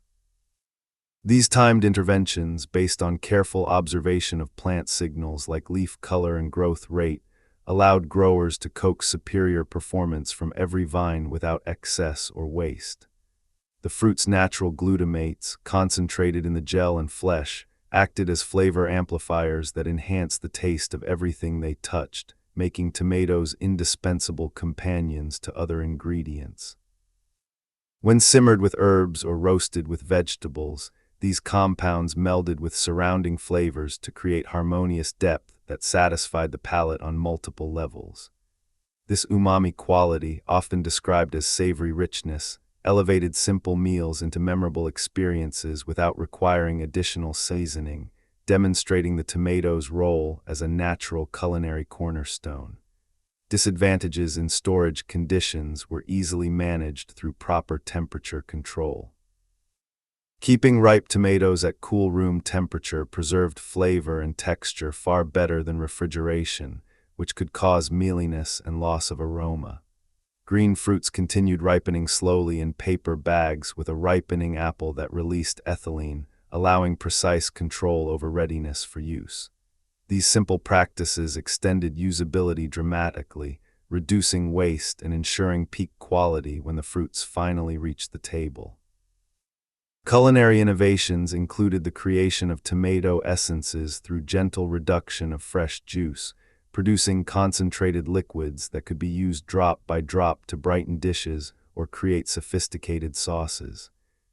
Infusing the fruit with spices during slow cooking captured aromatic oils that transferred complex notes to the final product, expanding the range of possible flavor profiles. Even the use of tomato skins in stocks or broths added subtle body and color, turning what might have been discarded into valuable components that enriched the entire preparation. The tomato's adaptability to different soil types demonstrated its resilience when given basic care. Slightly acidic loams produced the most flavorful fruits, while heavier clays benefited from added organic matter that improved drainage and root exploration. Sandy soils required more frequent moisture to prevent stress, yet responded with concentrated flavors when managed well. This flexibility meant the tomato could thrive in varied garden settings worldwide, rewarding attentive growers with abundant harvests regardless of local earth conditions. Further nutritional insights highlighted the fruit's role in supporting immune comfort through its vitamin C and antioxidant profile. These elements work together to maintain healthy mucous membranes and cellular defenses, providing quiet support during seasonal transitions when the body faced additional demands. The low glycemic nature fit comfortably into varied eating patterns, delivering satisfaction and nutrients without disrupting energy balance. The plant's flowering stage, with its delicate yellow stars, attracted a variety of pollinators that ensured high fruit set. Each successful pollination triggered hormonal changes that directed resources to berry development, illustrating the precise coordination within the vine that led to productive harvests. Gardeners who encouraged these visitors through diverse plantings saw increased yields and healthier plants, turning pollination into a collaborative effort between nature and human care.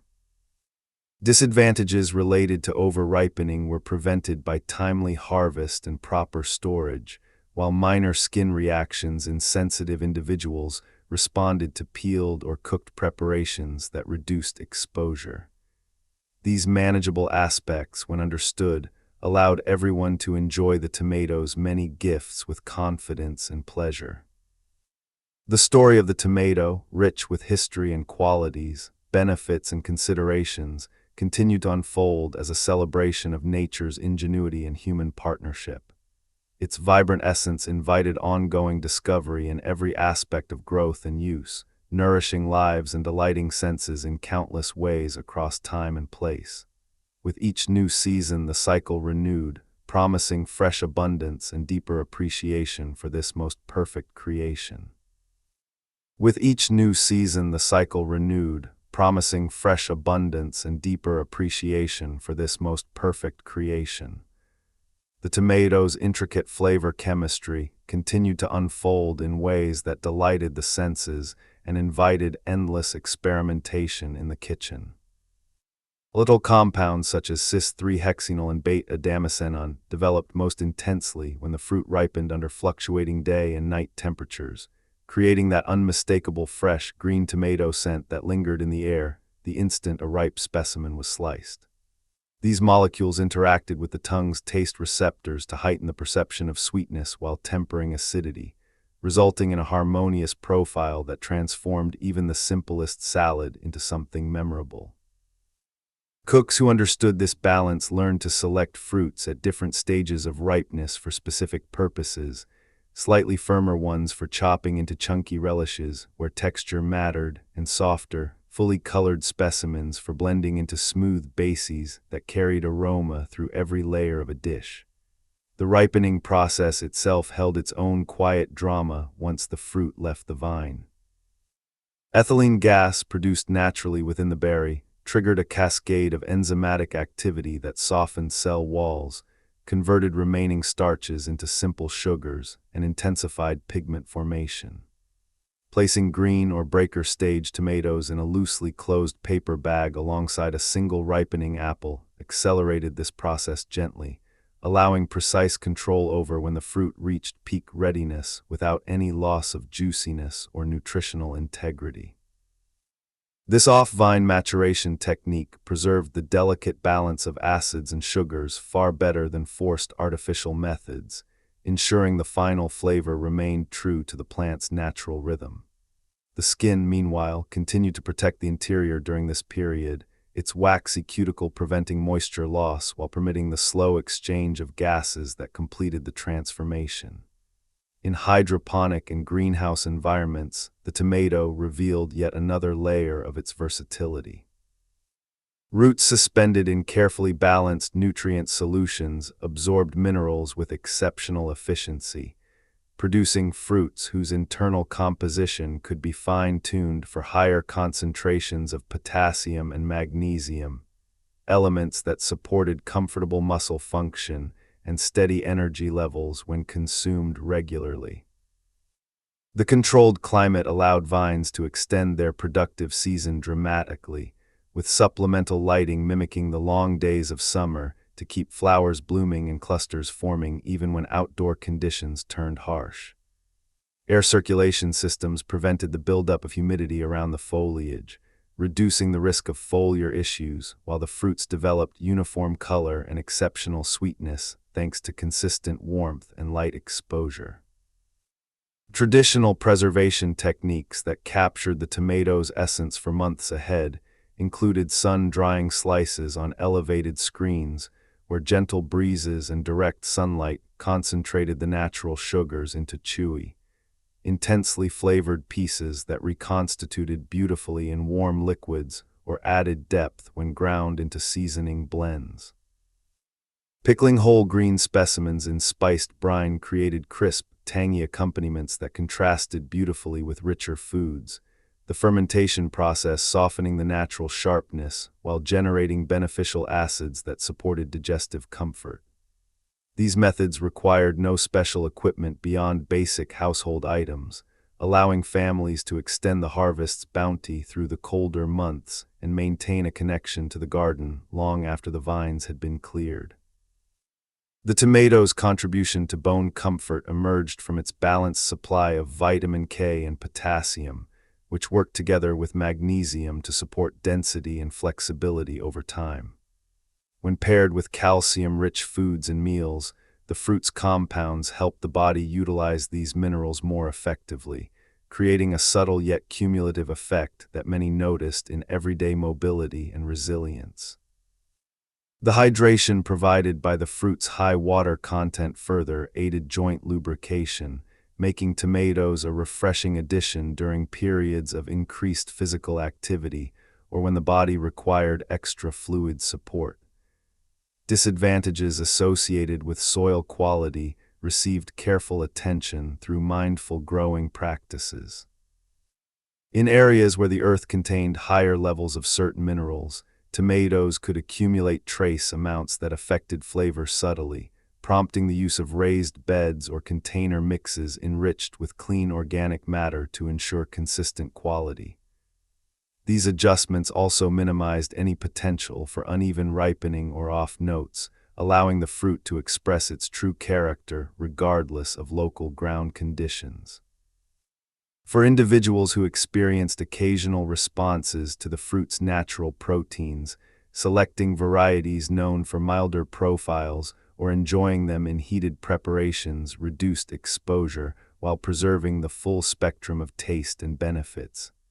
Further sensory exploration showed how the tomato's texture evolved with ripeness. Early breaker fruits offered a crisp bite and bright, grassy notes ideal for quick pickles or thinly sliced garnishes, while fully ripe specimens delivered a soft, juicy yield that released seeds and gel in a satisfying burst perfect for fresh eating or light sauces. The balance between flesh and seed pockets varied by variety, with some providing meatier interiors that held up well under heat and others offering more gel for smoother blends. This range encouraged deliberate selection at the market or garden, matching each fruit's structure to the intended preparation for optimal results. Sustainable gardening approaches amplified the tomato's positive impact on the surrounding environment. Planting alongside deep-rooted companions drew nutrients from lower soil layers, and shared them through underground networks, resulting in stronger vines and fruits with enhanced mineral profiles. The spent plants, once harvested, broke down readily in compost systems, returning organic matter that improved structure and fertility for future crops. This closed-loop method turned the tomato into a cornerstone of regenerative practices, where its growth not only provided food but also contributed to healthier soil and greater biodiversity in the garden ecosystem.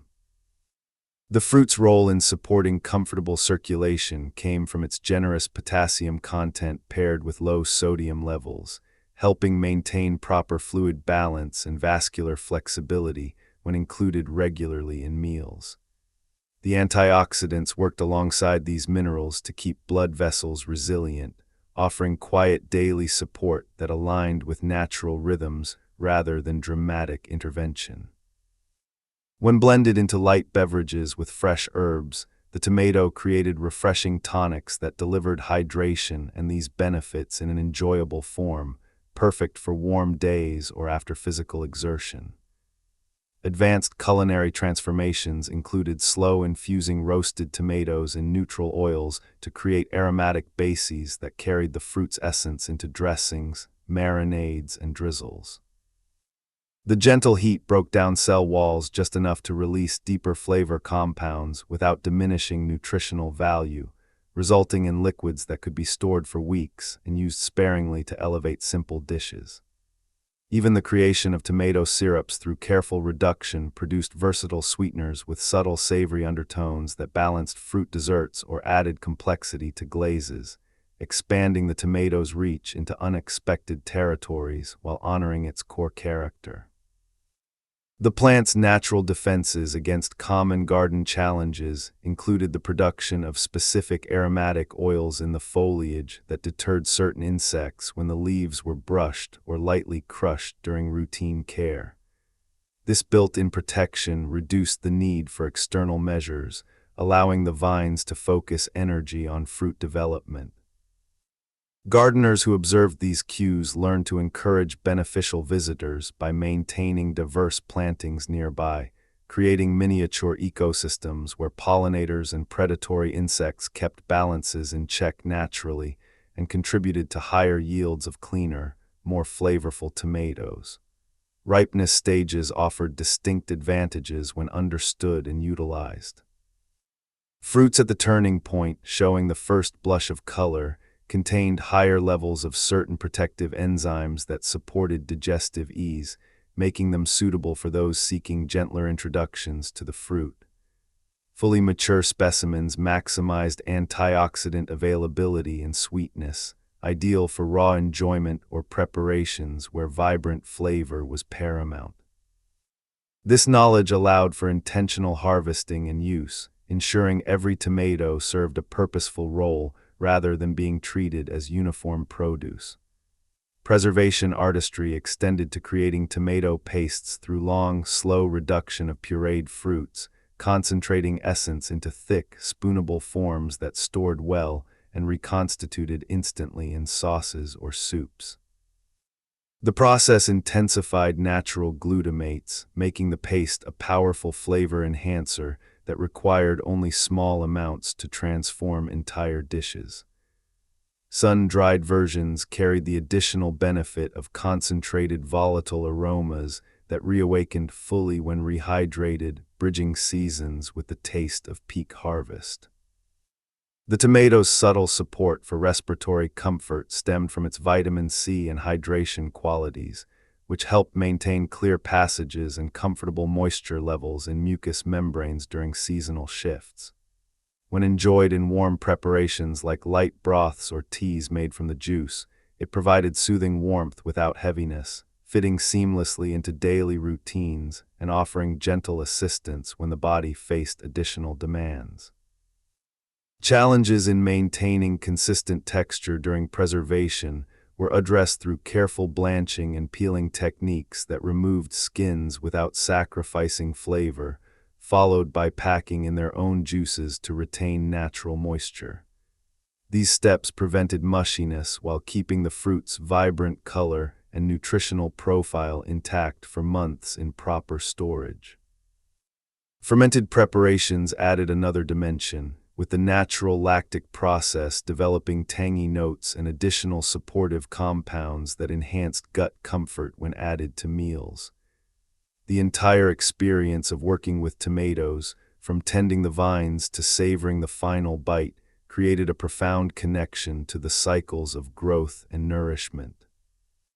Each stage offered its own satisfactions: the delicate scent of flowers in bloom, the weight of heavy clusters ready for harvest, the burst of juice upon slicing, and the lingering aroma that filled kitchens during cooking. These moments turned the tomato into more than food. It became a living reminder of nature's generosity and the rewards of attentive care. As the vines completed their annual journey and seeds were saved from the most vigorous plants, the cycle prepared to begin anew with even greater potential. Each generation carried forward subtle improvements in resilience and flavor, ensuring the tomato's story remained vibrant and relevant. Its qualities, benefits, and the thoughtful management of its few considerations continued to enrich lives in countless ways, inviting ongoing discovery and appreciation with every season that dawned. The promise of fresh abundance waited just beyond the horizon, ready to unfold once more in gardens and kitchens where care and curiosity met the sun-warmed earth. The promise of fresh abundance waited just beyond the horizon, ready to unfold once more in gardens and kitchens where care and curiosity met the sun-warmed earth. As the tomato's story wound through centuries of quiet companionship with humanity, its original discovery in the high valleys and rocky slopes of distant mountain ranges remained the quiet foundation for everything that followed, where small wild berries first caught the eye of those who walked the land and gathered what nature offered freely. These early encounters were not hurried.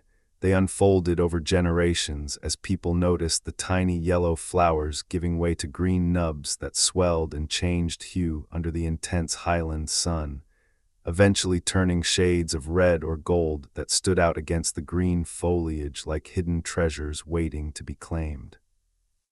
The first deliberate tasting must have come from simple necessity mixed with bold curiosity, when someone plucked a fully ripened specimen, felt its soft give, and bit into the juicy interior, discovering a bright tang balanced with subtle sweetness that quenched thirst and added unexpected life to plain meals of grains and roots.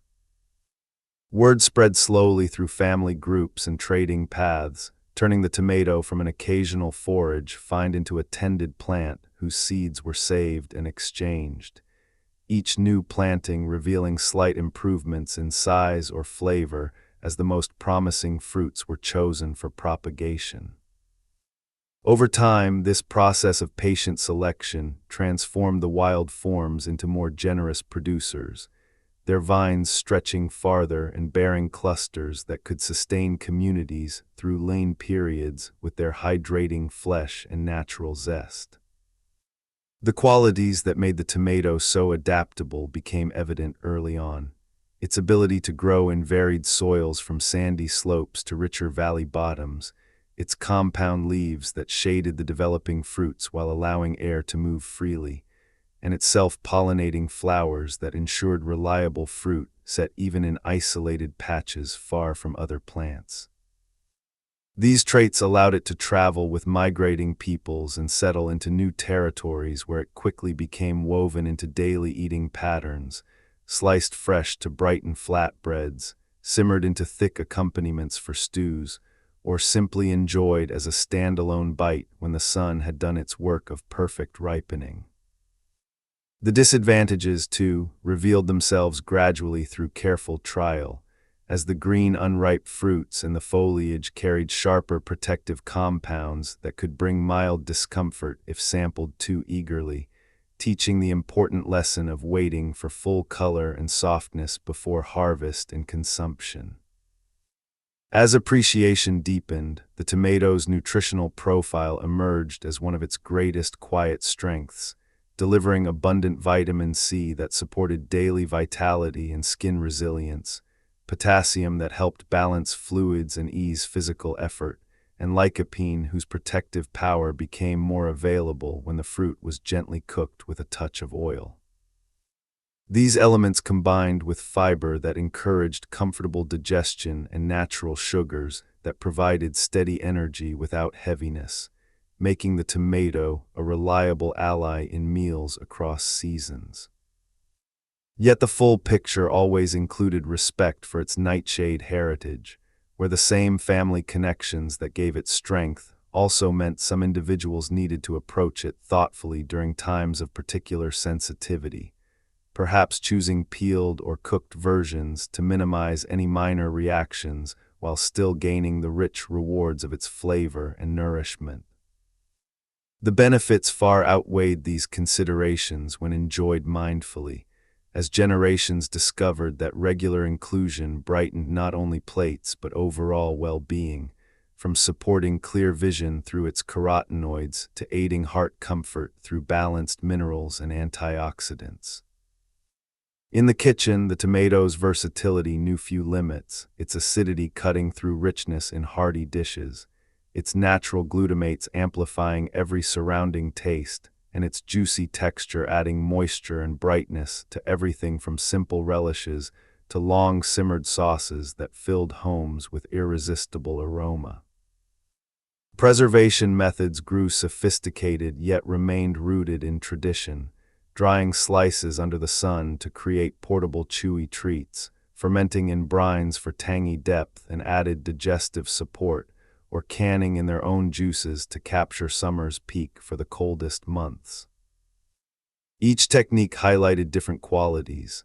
The sun-dried versions concentrated sweetness and aroma into intense bites perfect for travel or winter cooking, while fermented preparations developed probiotic qualities that complemented the fruit's own fiber in promoting steady comfort. Even the green fruits found honored places when pickled or fried, their tart crunch providing contrast and extending usefulness beyond the ripe harvest window. Cultivation knowledge expanded in parallel, with gardeners learning that consistent moisture at the base prevented cracking and blossom issues, that pruning select shoots directed energy toward larger clusters, and that companion plants like certain herbs naturally deterred pests while attracting pollinators for better yields. The plant's rapid cycle from seed to fruit in as little as 2 months rewarded patience with quick results, while its indeterminate vines in many varieties kept producing wave after wave when given support and sun, turning small spaces into abundant producers. Soil preparation with organic matter ensured the roots could draw the minerals that flavored the berries richly, and careful seed saving from the best plants preserved unique traits like striped patterns, golden hues, or smoky depths that added endless variety to gardens and tables. These practices turned growing tomatoes into a dialogue with nature, where observation of leaf color, stem strength, and fruit set guided adjustments that maximized both quantity and quality. The disadvantages, when met with this same attentiveness, became opportunities rather than obstacles. The natural acidity that could occasionally challenge sensitive stomachs was easily balanced by pairing with alkaline greens or a pinch of mineral salts in sauces, while the seeds and skins that sometimes irritated particular digestive patterns prompted smoother preparations like strained purees that retained every drop of flavor and nutrition. Allergic responses, usually mild and linked to specific proteins, responded well to heat that altered those structures, allowing most people to enjoy cooked dishes freely, while raw enjoyment remained a delight for those without sensitivity. Even environmental factors like heavy metal accumulation in poor soils were managed by choosing clean growing mediums or testing beds, ensuring the tomatoes' gifts arrived pure and beneficial. These considerations, far from diminishing the fruit's appeal, encouraged wiser enjoyment and deeper respect for its place in daily life. Throughout its long journey, the tomato never lost the essence of its origins as a humble wild berry that brightened existence for those who first dared to taste it. Its discovery marked a turning point in how people related to the plant world, shifting from pure foraging to intentional cultivation that spread knowledge across regions and eventually around the globe. The first eaters must have marveled at how such a simple fruit could transform ordinary meals into something vibrant and satisfying, its juice running down chins during those early experiments and its seeds saved with care for the next season's promise. Qualities like its high water content for hydration, its pigment-driven antioxidants for cellular protection, and its adaptable growth habit made it a survivor and a giver in equal measure. Benefits accumulated quietly: stronger immunity from vitamin C, better fluid balance from potassium, eye and skin support from carotenoids, and digestive ease from fiber, all while the fruit's bright taste encouraged regular inclusion without effort or monotony. Disadvantages were always part of the honest conversation: the protective alkaloids in green parts and foliage that required maturity before safe enjoyment, the potential for acidity to trigger discomfort in some, and the occasional sensitivity to seeds or proteins that thoughtful preparation easily addressed. Yet these were small notes in a symphony of abundance, easily managed with the same care that went into tending the vines themselves. The tomato taught patience in waiting for ripeness, respect in handling its boundaries, and joy in discovering its endless forms: cherry-sized pops of sweetness, large meaty slices for sandwiches, elongated types for perfect sauces, golden or purple varieties for visual and flavor surprise. Each one carried the same core promise of nourishment and delight that had first captivated those ancient cultivators. As the seasons turned and vines completed their work, the tomato's story circled back to its beginnings while always moving forward, its seeds carrying the accumulated wisdom of countless harvests into new plantings and new hands. The qualities that made it thrive in rugged mountain soils now allowed it to flourish in backyard plots, balcony containers, and expansive fields alike, its benefits supporting bodies across all walks of life, and its manageable considerations reminding everyone to approach it with mindful appreciation.